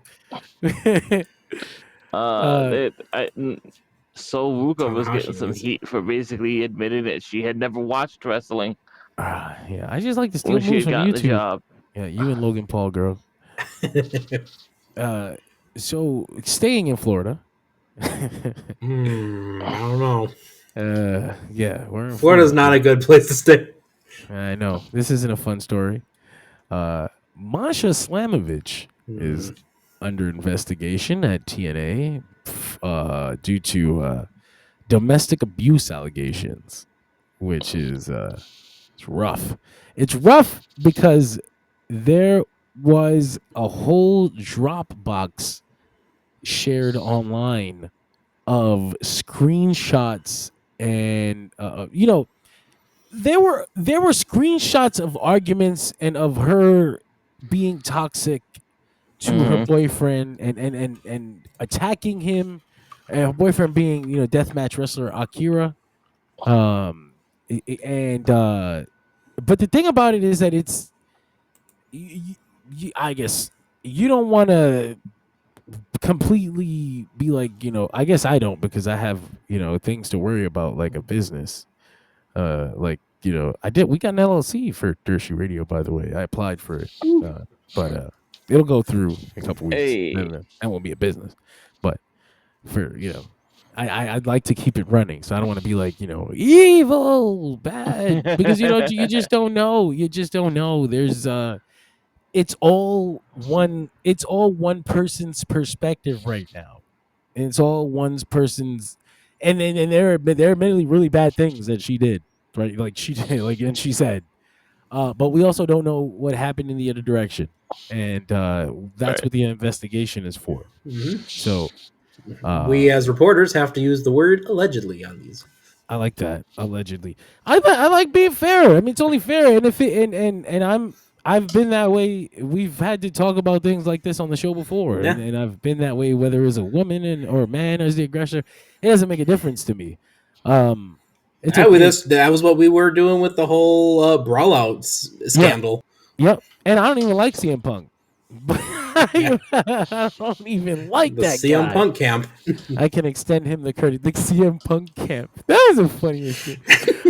I still think it'd be funny if, like, from the MVP camp.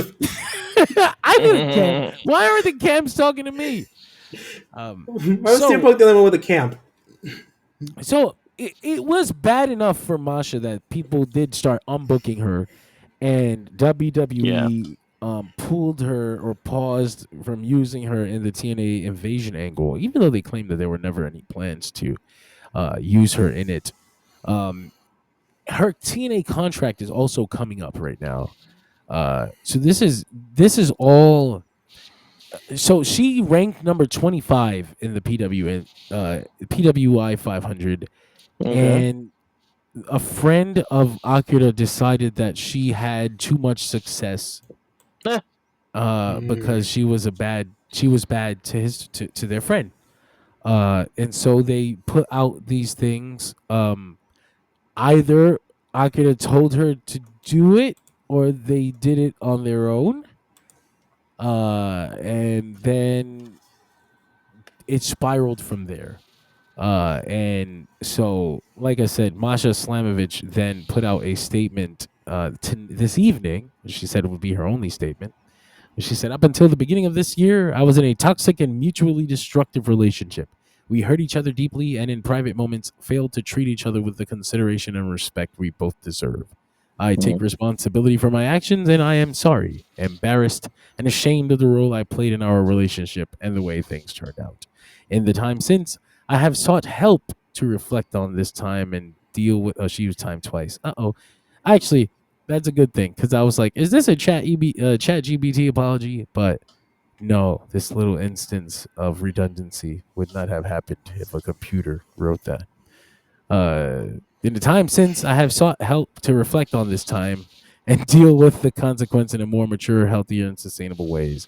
I apologize to those I let down, including my former partner. I hope he is able to heal.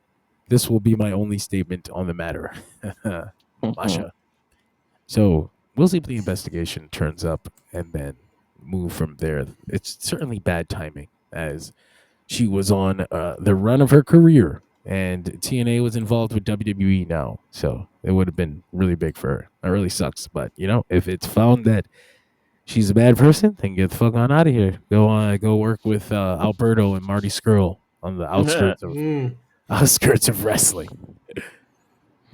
We don't have much left to talk about. I got into like the weirdest debate over this whole situation about like I guess the double standard of outing a woman for abusive behavior next to like outing a dude. I was like, I don't get how it's different. It's the same. I mean, to me, it's on equal playing field. A bad thing happened, and the person wants other people to know what happened. The reactions to it have been different. I don't think so. I think I've seen. I'm judging from my personal experience. The reaction I have with this particular person was very different. Okay. That person did a switch up. I thought we were talking about like the collective, because I feel like collectively they have taken her to task. Yeah, like I've seen in other cases, like Greg was saying, that there is, I think, a double stamp. I think in this one, not so much. I personally had like was talking to somebody I know, and they were just like making it look bad from like Akira's point of view that they put this out there. Oh, come on! I don't think that's right. Like, I think that's. I feel like it should work both ways. Yeah, right? like he was abused. You know what I'm saying? He's got pictures of scratches and shit. Like he actually. There's evidence. Like he's got evidence. He's got busted lip and shit. And I can tell you, man, those fucking girls from the Bronx don't play, man. They really do swing, and it's like they grew up in an urban environment and things are a little more hectic, and life is a little different than you might have in your safe little area, and you might not have the same PTSD as them. And I know, trust me, they swing. That shit happen. I'm telling you, I know that shit happened. But I believe you. Swing. I believe you, Akira. I believe you. I'm just saying I don't stand with you because I don't know what you did to piss her off. I just know that you pissed her off. It's two sides, man. There's two sides to every story, man. It's fucking crazy. Hopefully everything comes out and things are dealt with. But there's only two subjects left to talk about tonight. And one of them we can get out of the way pretty easily because I had given all my venom to WWE and TKO about the John Cena thing already. So this $40,000 WrestleMania seat situation money. is just something more for me to laugh at, man. Because TKO has now publicly said that Vince McMahon was pricing things too low because he was worried about families. By saying that, they are saying that we don't give a fuck about these families. This is disgusting. We want rich, affluent fans. Give us your money. We don't want to be like Vince, pricing things for families. Families? That's fucking stupid. We hate families. We only want celebrities at our shows. CEOs only. Try putting on a show they want to watch. First of all, I mean, that's worry about that. But so the ticket prices came out for WrestleMania, and I'm not even going to go through the chart because I'm just going to give you the spectrum of it. You can get in the building for $800 before taxes, 400 section. I think the very lowest ticket you can find, like the literal back row, somewhere around $425 before fees. So I found a post that Lauren Luigi PS3, she does a lot of reaction videos, one of the OGs when it comes to wrestling reactions. Go check her out. She did a little bit of research as well. So kind of in that same environment, she was looking through different back row things just to see what the cheapest seats she could find. And as of September 23rd at 6 p.m. Central Standard Time, she found tickets for $597 Wow. each. 300 sections, section 332, row 10. Back, nosebleeds. That is fucking madness. And that's what you'll be dealing with. But the thing about this is that they've said it again publicly. Their loyalty, the fan base, the loyalty of the fan base is what they're depending on. So 343 Industries. this is what they're selling to advertisers. This is what they're selling to stockholders. Their fan base's loyalty. They are saying that they can give you whatever they want. They can unzip their pants and piss in your cereal, and you will eat it because it says WWE on the spoon. That's what they're saying to you. That's what I fucking heard them say. And then if I didn't hear them clear enough, then they released the prices to WrestleMania. And where I considered going to WrestleMania because it's in Las Vegas, it's right next door to me. I genuinely wanted to go. Get the fuck out of here. I would never. I would never pay that much to sit. Fortunate to have gone to 35 and 29. I've been to 35, 29, 33. They were fine. They were fun. I spent $500 to sit in the center of the building at WrestleMania, in the center of a stadium. Like, and you telling me I can pay $500 to sit in the back? Yeah. You Rosa Parked me? No. How fucking dare you? That got him back. Anyway, You It's Rosa Parked so- me. Wow. I try. It's so easy not to care, man. Because I got another company that I enjoy, and we're in a healthy relationship, and they treat me nice, and I treat them nice, and we get into arguments sometimes, but we sit down, we discuss things, and they try to fix themselves. I don't need to get an entire mortgage just to be able to go to the show. But for the price of a WrestleMania show, for the price of a WrestleMania ticket, I could book several AEW wrestlers for a birthday party. Like we could hang out. We could Which is smoke a thing weed that still together. happens. I could for $40,000. I could pay my way onto the card at an AEW show. What are you talking about? $40,000? That's insane, bro. To see, and it's not even a good show. It's not even a good show. Hey, if you fucking charge $40,000 to watch WrestleMania 40, I might be like, you know what? At least it was good. You're talking about if this company is following the trajectory it's been following for the last 2 years, it's going to be worse than it is now by the time we get to 43. Like, no way. This needs to just be a whole rehashing of WrestleMania X7 just to justify that price. It's insane to me. And the fans that defend this, I don't hate you. I feel bad for you. You will go out and you will take a loan out and you will go into debt and you will pay for your WrestleMania front row seat and you'll take your picture and you'll have your memory and you'll be in debt for the rest of your fucking life. and Nick Khan is going to sit there. Have you seen Nick Khan? Like, before you make the decision to go into debt for the rest of your life, I want you to pull up a picture of Nick Khan. Just pull Just up a a picture? picture of Nick Khan. Just a picture of Nick Khan. And The look at picture. his face. Look at his soulless eyes. Look at the demon that is Nick Khan. And know that he is rich. His children are well fed and what's the- taken care of. He What's the name of the He's smiling. monster in the He's- Orange Lantern? he's avarice, but or he anyway. Nick, just look at this picture of Nick Khan before you put yourself into horrible debt for fucking years to go to WrestleMania, and know that Yo. demon is what's going to benefit, not you. That demon is going to benefit. But you're supporting the lowly volunteer from WrestleMania 9. You're supporting that demon and a group of other demons just like him. And they're all going to turn around and they're going to sell you EMF protection shields that will keep you safe from the Wi-Fi. They fucking hate you.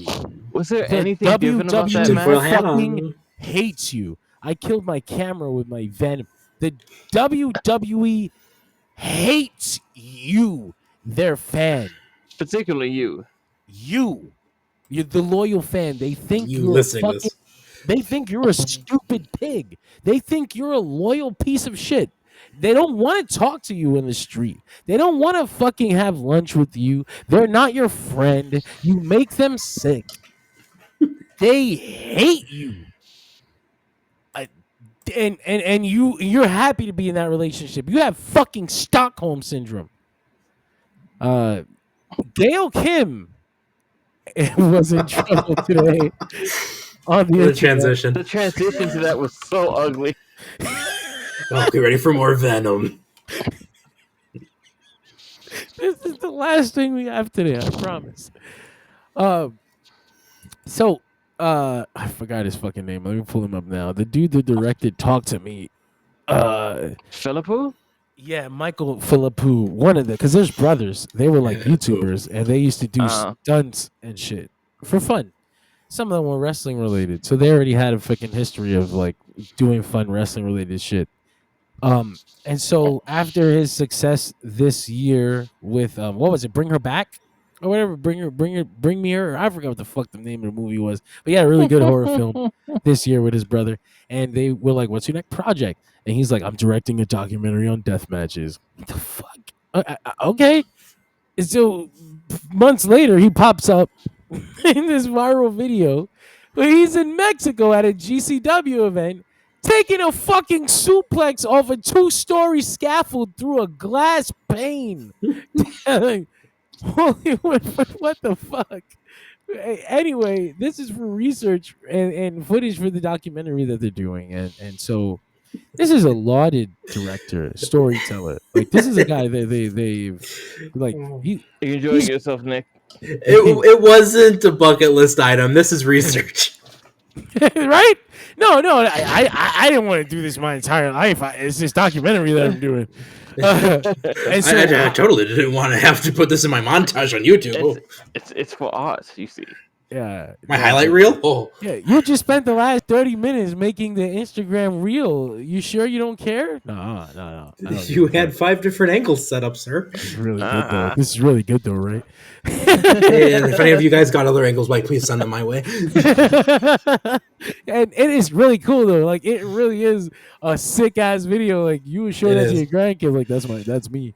No, That it's would have not. gone That's viral in just- old YouTube. It would have. probably, It would have yeah. gone viral for a little longer too. Like, it would have been gone. It would have been up for years. I Not miss this- old YouTube. Not this 3 month viral. You're talking about Charlie bit my finger viral. Yeah. Like years. Yeah. So Gail Kim retweets this video, and she goes, "I'm gonna pull it. Let me pull it up. I don't want to misrepresent her because it's actually really funny. It's funny as hell." But she kind of repeated some old talking points. You know, the bullshit. This isn't wrestling. This isn't storytelling. This is garbage. But I want to pull up her exact words because she Not didn't. uncommon points. Yeah, no, they're like I said, they're old. You know, they're old talking points. I don't think many people. We've been through this conversation, you know, over and over and over and over again. It's been used on television in storylines. I was just watching the fucking Ring of Honor versus CZW compilation, and that was like a major plot point. You know, Mhm. this is garbage wrestling. Ring of Honor is a real shit. Foley versus Flair. He's a glorified stuntman. Not me though. I am a wrestler. Mhm. I think she took it down. Did she take it down? What the fuck? Gail, don't be a pussy. I think she did take it down though. I did grab a screenshot here. We got Gail Kim saying, "I am also into very believable wrestling. Not everyone is, wait. especially nowadays." Wait, Is this wait. one? No, that's RIHO. We're gonna get to that because this is how we Oh, got this, to she RIHO. got. She have another one? Oh my god. Yeah, that's what I'm saying. This was the Wow. first controversy. This is how we got to RIHO. She spiraled into RIHO. She retweeted that deathmatch clip and she said, "This is not wrestling. This is garbage. This is not storytelling." And they retweeted her like, "Gail, please, like, stop. Like, you're talking Calm about down. like an actual like director. Like, this is not wrestling anymore. That's a real storyteller. Like, girl, he tells better stories than you with his eyes closed. Like, don't do this. Like, stop." And so that became the conversation of that day. Gail Kim retweets this video, calls it garbage wrestling, and then doubles down, even after being told that it's a director. And she's like, "Oh well, it's still garbage wrestling. Okay, whatever, it's fine." Somehow, she was repeating Jim Cornette talking points, and then someone said, "Girl, like, he has like, like, he hates like Asian women wrestlers. Like, all he does is use like racial rhetoric towards them, all of them, all the time." And so she's like, "Oh, send me videos and send me clips." And so they sent her clips, and you would think that that would be it. I think a lot of people thought, like, yeah, that would have been it. And then she came back and agreed with him. It was like, wait, Gail, wait, what? And then she basically said, and this is what's funny, because it's already a sore spot, like, for the fan base, because Cornette poked it for years. Asian bad, Asian schoolgirl bad, Kenny Omega's pedophile, blah blah blah, over and over and over again. And Gail Kim comes and she repeats these very old talking points, and you might as well have fucking dropped a cigarette in a gas tank by accident. You like, she unleashed hell. Like, yo, not you, Gail. First of all, you're like, is it racist to believe that she would have stood up for RIHO because she was also Asian? Like, little bit. she did a 4-part tweet where she said that one time she watched RIHO wrestle, and she had on the frilly skirt, and the cameraman went up her ass, and it made her uncomfortable. And then she followed up and she said, she's also into very believable wrestling. Not everyone is, especially nowadays. And it was very hard for me to believe that a little girl was being portrayed of that size, fighting the women they had in that division. And there goes it was the little girl comment. I know for a fact, because that's the same thing. That's the same fucking thing Cornette would say over and over every week when RIHO was world champion. And other people will follow that. Of course, that was a big talking point. It just came back up.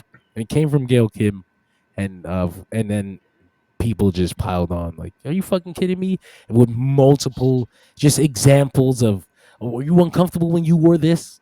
Were you uncomfortable when you were on the same show with that? Is it believable when Alexa Bliss dresses up as a little girl and mounts Randy Orton? Like, it was a fucking, it was a lot of a lot. Then Kenny Omega came out and he was like, "Yeah, just another legend doing splits on it for a TKO gift basket." And then Gail was like, "Are you talking to me? Please don't be talking to me." And that's like where we are right now. I like this comment I found in there. It says, imagine Rey Mysterio calling Hologram a little boy. I just don't think he's believable in there with these like beast muertos. He's too big. Oh shit!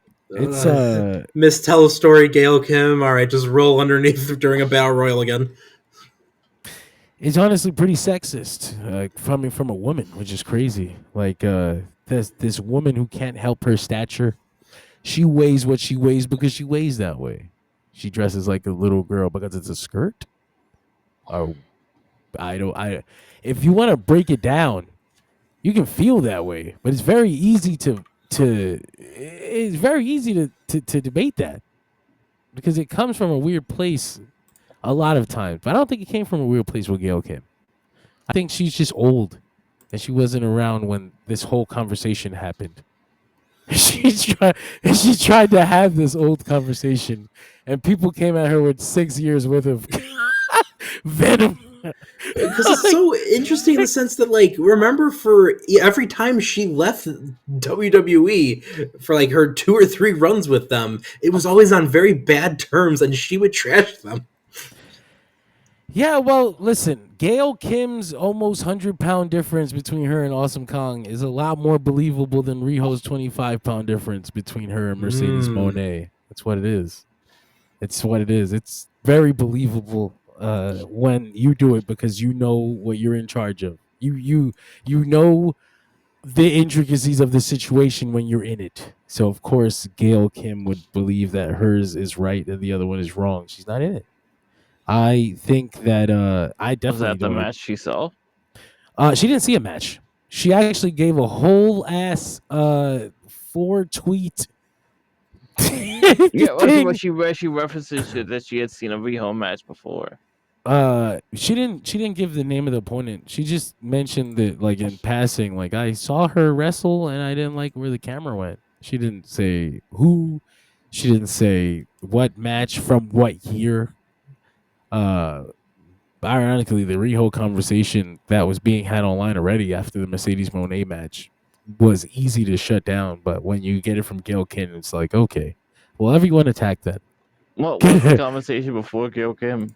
It was just the normal bullshit that nobody really listens to anymore. RIHO or Mercedes Moné, nobody gives a fuck. Nobody actually gives a fuck. Genuinely, if you're still like, oh, you're Mercedes, nobody cares. Nobody's listening. Just to keep on having great performances. I don't care what fucking Robert fucking Jingleheimer from Oklahoma thinks about this arrogant Robert young woman My that God. has too much. She has too much. I don't think she deserves it.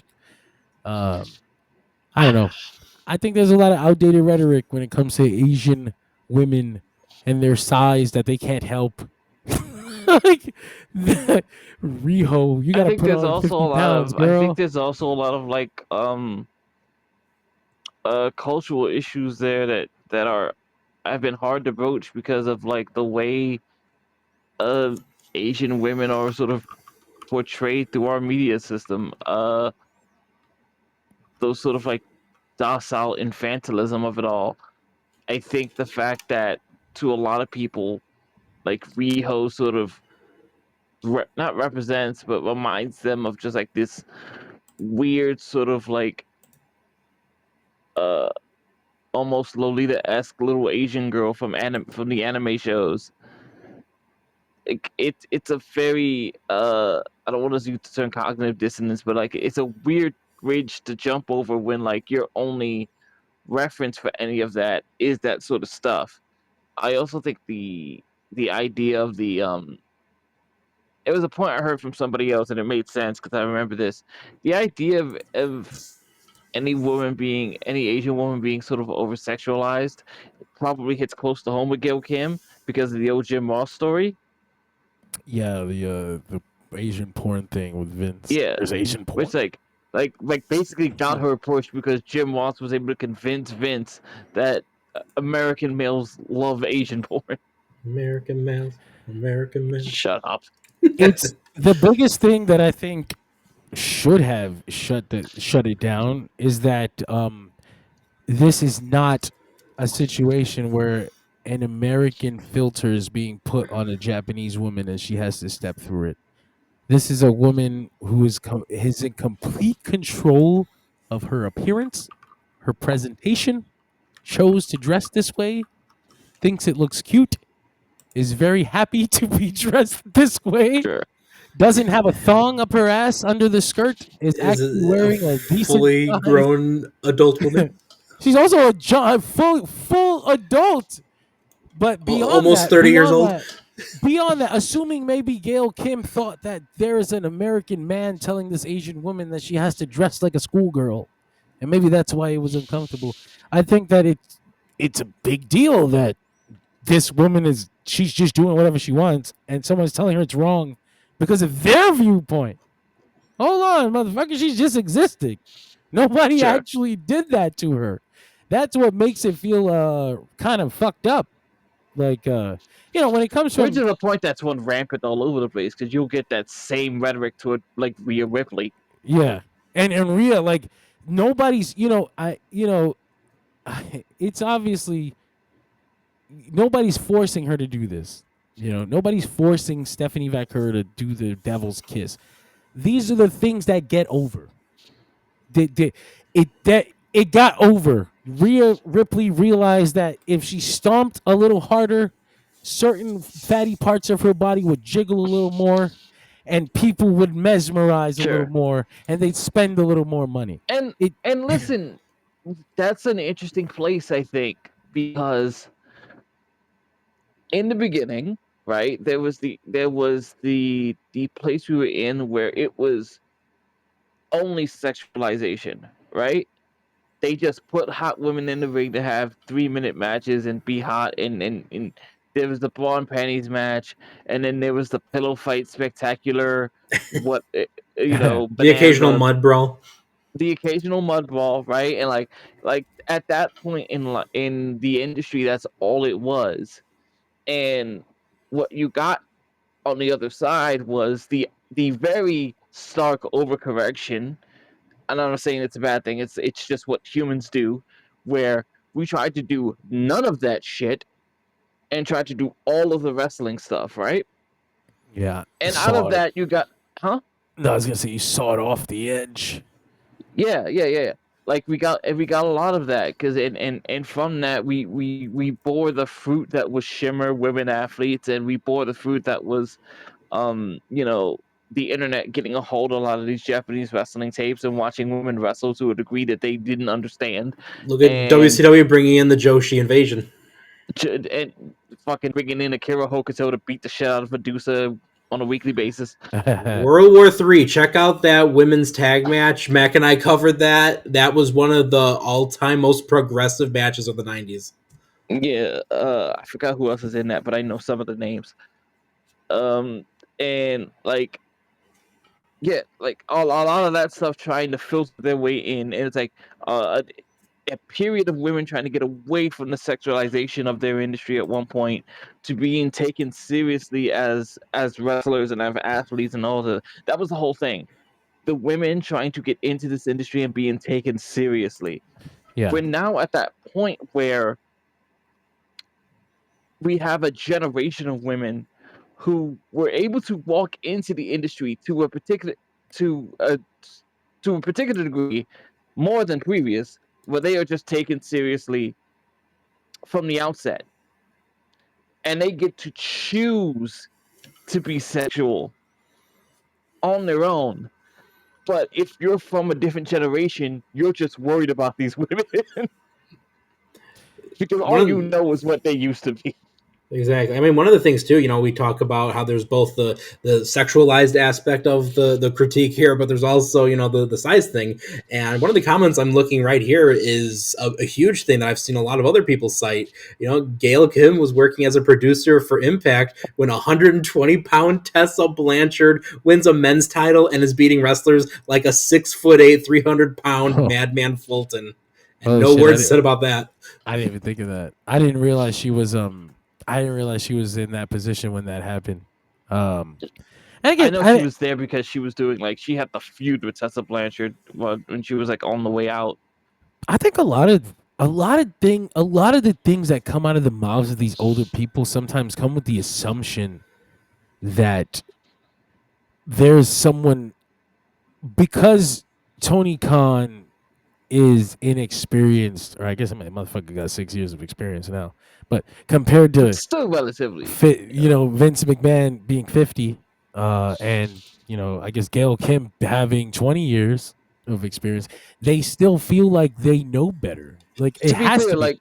Also, Tony Khan is still relatively very inexperienced for the stature that he holds. Yeah, it's like he shouldn't be. Someone else should be. It should be me. I know I could do this right. They're doing every small thing that they will let WWE get away with because they're 60 years old. They know better. They chose to make that mistake. They believe AEW Tony Khan needs the help. So they just don't know any better. So they're always speaking out and saying things that sound ridiculous if you know what's going on and you pay attention to the intricacies. But if you think of them as like a grandpa who reads the newspapers and is just commenting on something he doesn't fucking know about, except he's louder. That's really what it is. It's really what Old happened to man yells Gail at Kim cloud. here. Like, it's really what happened to Gail Kim here. She didn't know what she was walking into. She's confused now. She's like, it's the tribalists. Was it the tribalists when you walked into the same door yesterday about the deathmatch stuff? I think you just keep walking into old doors and you don't fucking realize it. It's Next thing she's gonna be like, this is why Fabulous Moolah should go in the Hall of Fame. oh God, Gail, where's Robert? That would be the stake. There's no walking that one back. Where's the cook? Get her off the internet, man. Take her out or something. Take her on a fucking date. You guys are rich.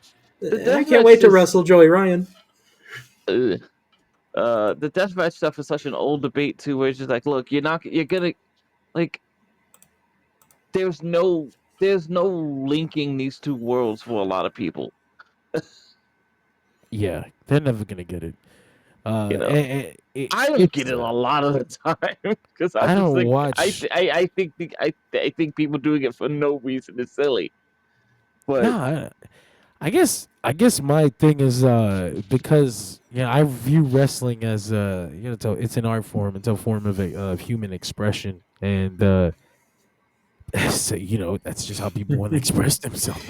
It's just Right. it's literally that simple. That's how I see it. That's what makes it make sense to me. Like, it's like shit. Like, he did that fucking pile driver off a fucking U-Haul through a goddamn construct made of light tubes, and he is bleeding out of his back, and you're like, why? And he is the happiest pig in shit that he's never gonna be that happy. When he goes home tonight, he's gonna be depressed. Actually, he's not gonna feel this fucking happiness. It's literally just that. And I'm like, you know what, man, you be like, happy. if you were to like, I like If you- deathmatch wrestling. if you were to get into like the metal scene, and the metal scene that you understand is like Metallica, Slipknot, Mudvayne, all these other stuff, right? Like that, those are pretty easily digestible mainstream ideas of metal. But there's some weird shit happening at the bottom of that stuff. And like, yeah, if you were to find, the way some of those people express themselves at those metal shows, you might go, "Oh boy, I don't think I belong Yeah. here." Gigi Allen's doing what now? Yes, that's a perfect example. Like, Yeah. like I yeah, that's just, and that's how they express themselves. I think at that point, I just go, whether or not you want to be rude or insulting about it, I think at that point I just go like, look, I don't like this shit. It ain't for me. You can have it. I'm not telling you you shouldn't. It's just, it ain't for me. And those people should probably think about their health insurance. No, that's like a big thing. I mean, for me, I just like the stupid spectacle of it because I love, all types of pro wrestling through and through. But like sometimes, you just want to mix it up a little. You don't want the same old thing here and there. And I grew up in an era full of all those fun Truth or Dare websites, Live Leak, you name it. Probably those sites that I are going to give avoided you all of viruses. those. I'm so glad I did. Jesus Christ. And I was a part of a lot of gore groups, so desensitized to it. A death match is going to do nothing to me. Show me anything that has to do. Hey, give me Ryuji Ito going through fiery panes of glass with Shadow WX. I'll be happy. I have I not don't- watched Death Pain, and I don't think I will. I don't watch I don't watch deathmatch promotions. Like, I don't want to watch Sure. a card of death matches. Oh, let me introduce you to Big Japan Wrestling, man. No, well, the thing is, I'm not BJW, let's interested go. in it. Or just Because- a random GCW show. Well, because there's no, like, generally these shows are put together for the expression. You go out there and they're having fun. There's no structure, so there's no like controlled escalation. It's just people doing shit, and then Yeah. the next match they just do shit. And so, Yeah. like, by the third one, I'm like, I don't even fucking care if he hit him with a light tube anymore. You're not gonna pop out of me for a light tube. You need to shoot him now.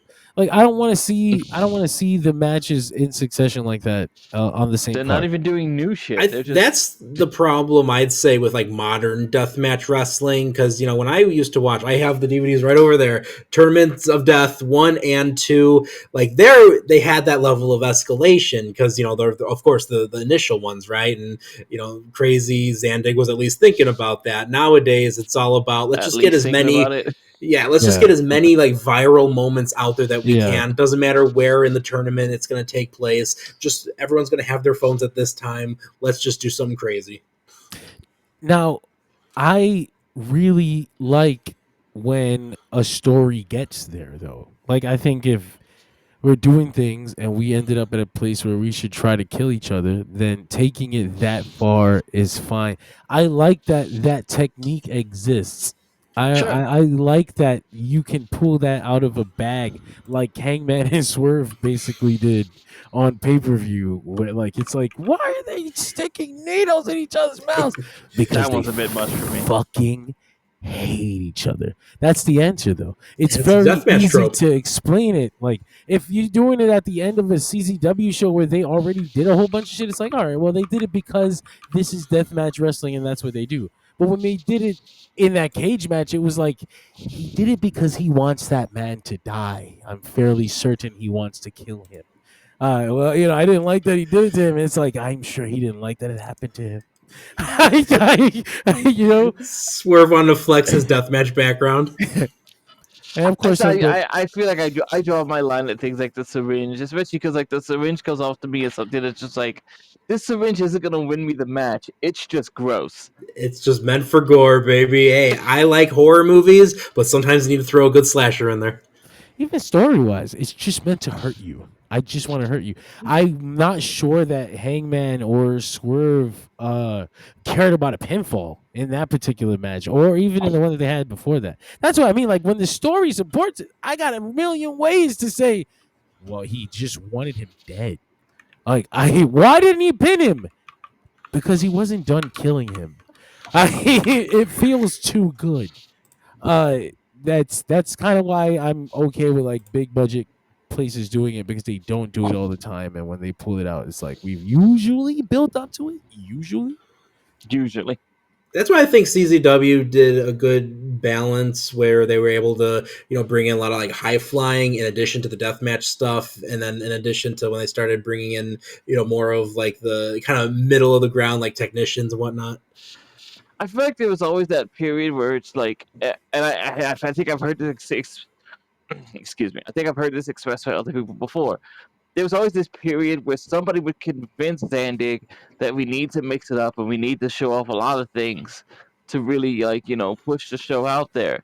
And then eventually Zandig would get fucking bored of it all and just be like, fuck this shit, death matches. You'll go back over and over again to the detriment of CZW. Wants. That's what pumps Zandig's blood. And that's why CZW never made it bigger than the little fucking promotional company that they were. It'll always They be never were though with death matches. But they never gave it a chance. They never wanted to leave the ECW arena. They never wanted to tour. They never wanted to expand. Zandig kept saying, how many fucking times did Zandig go, let's get back to normal. Let's get CZW back to what it needs to be. It shouldn't, but it needed to be that underground promotion because that was what the niche was. Because otherwise, it was just going to be like any other like crappy promotion. Like you had guys like Ruckus. Ruckus could fly like the best of them, but like those promotions at the time were such a dime a dozen. Like you needed this to be that underground promotion in the post. I mean, even towards like the end of ECW's lifespan, it was still active. Like they were parallel at a certain point, but like you needed that kind of niche. Although because of the boom, what we ended up with was a handful of underground promotions because we ended up with IWA Mid-South doing dumb shit. And that is like the garbage of the garbage wrestling. Like IWA. Like CZW is so much better. We've established that IWA Mid-South is below CZW trash. No, IWA, that is just pure garbage itself. They're the ones that really do the death matches just to do it, and that's where everyone gets garbage. But they also would never worth it. They also would do fucking. They also would do Eddie Guerrero versus CM Punk versus Rey Mysterio randomly, and now sure, that you gotta- exists you- on tape. That was Somebody- like the Yeah, draw a one house high somehow. point they can have out of everything. I think their high point is Samoa Joe versus Necro Butcher, but that's just me being a sick. But that's fuck. CZW. No, it isn't. It's IWA Mid South. It's That's in a the, CZW show. no, it's an IWA Mid South show. Necro Butcher yeah. was, even though he did a lot of CZW, because IWA was doing partnerships with CZW, especially because the original Tournament of Death was meant to be IWA guys versus CZW guys. The That Joe program went to shit too. It did. But then we got Messiah making his comeback after getting his thumb cut off. fuck, those people are nuts, man. I still think CZW could have been bigger than it was, but yeah, history is what it is. Man, I'm a hardcore CZW fan. I do not ever think they would have gotten big. Shout out to Maven Bentley, though. Maven Bentley is one of my Facebook friends. Shout out to that whole era of wrestling that created me as a fan. I still remember fucking Cage of Death 5 with like they had a fucking a cage that you walked out of, like it was like a suspended fence area that's where everyone walked into the match, and then there was a ring that was like filled with 10,000 thumbtacks. I thought the overall design work for Cage of Death was always so cool. Execution wise, it might not have always been there, but the designs were awesome.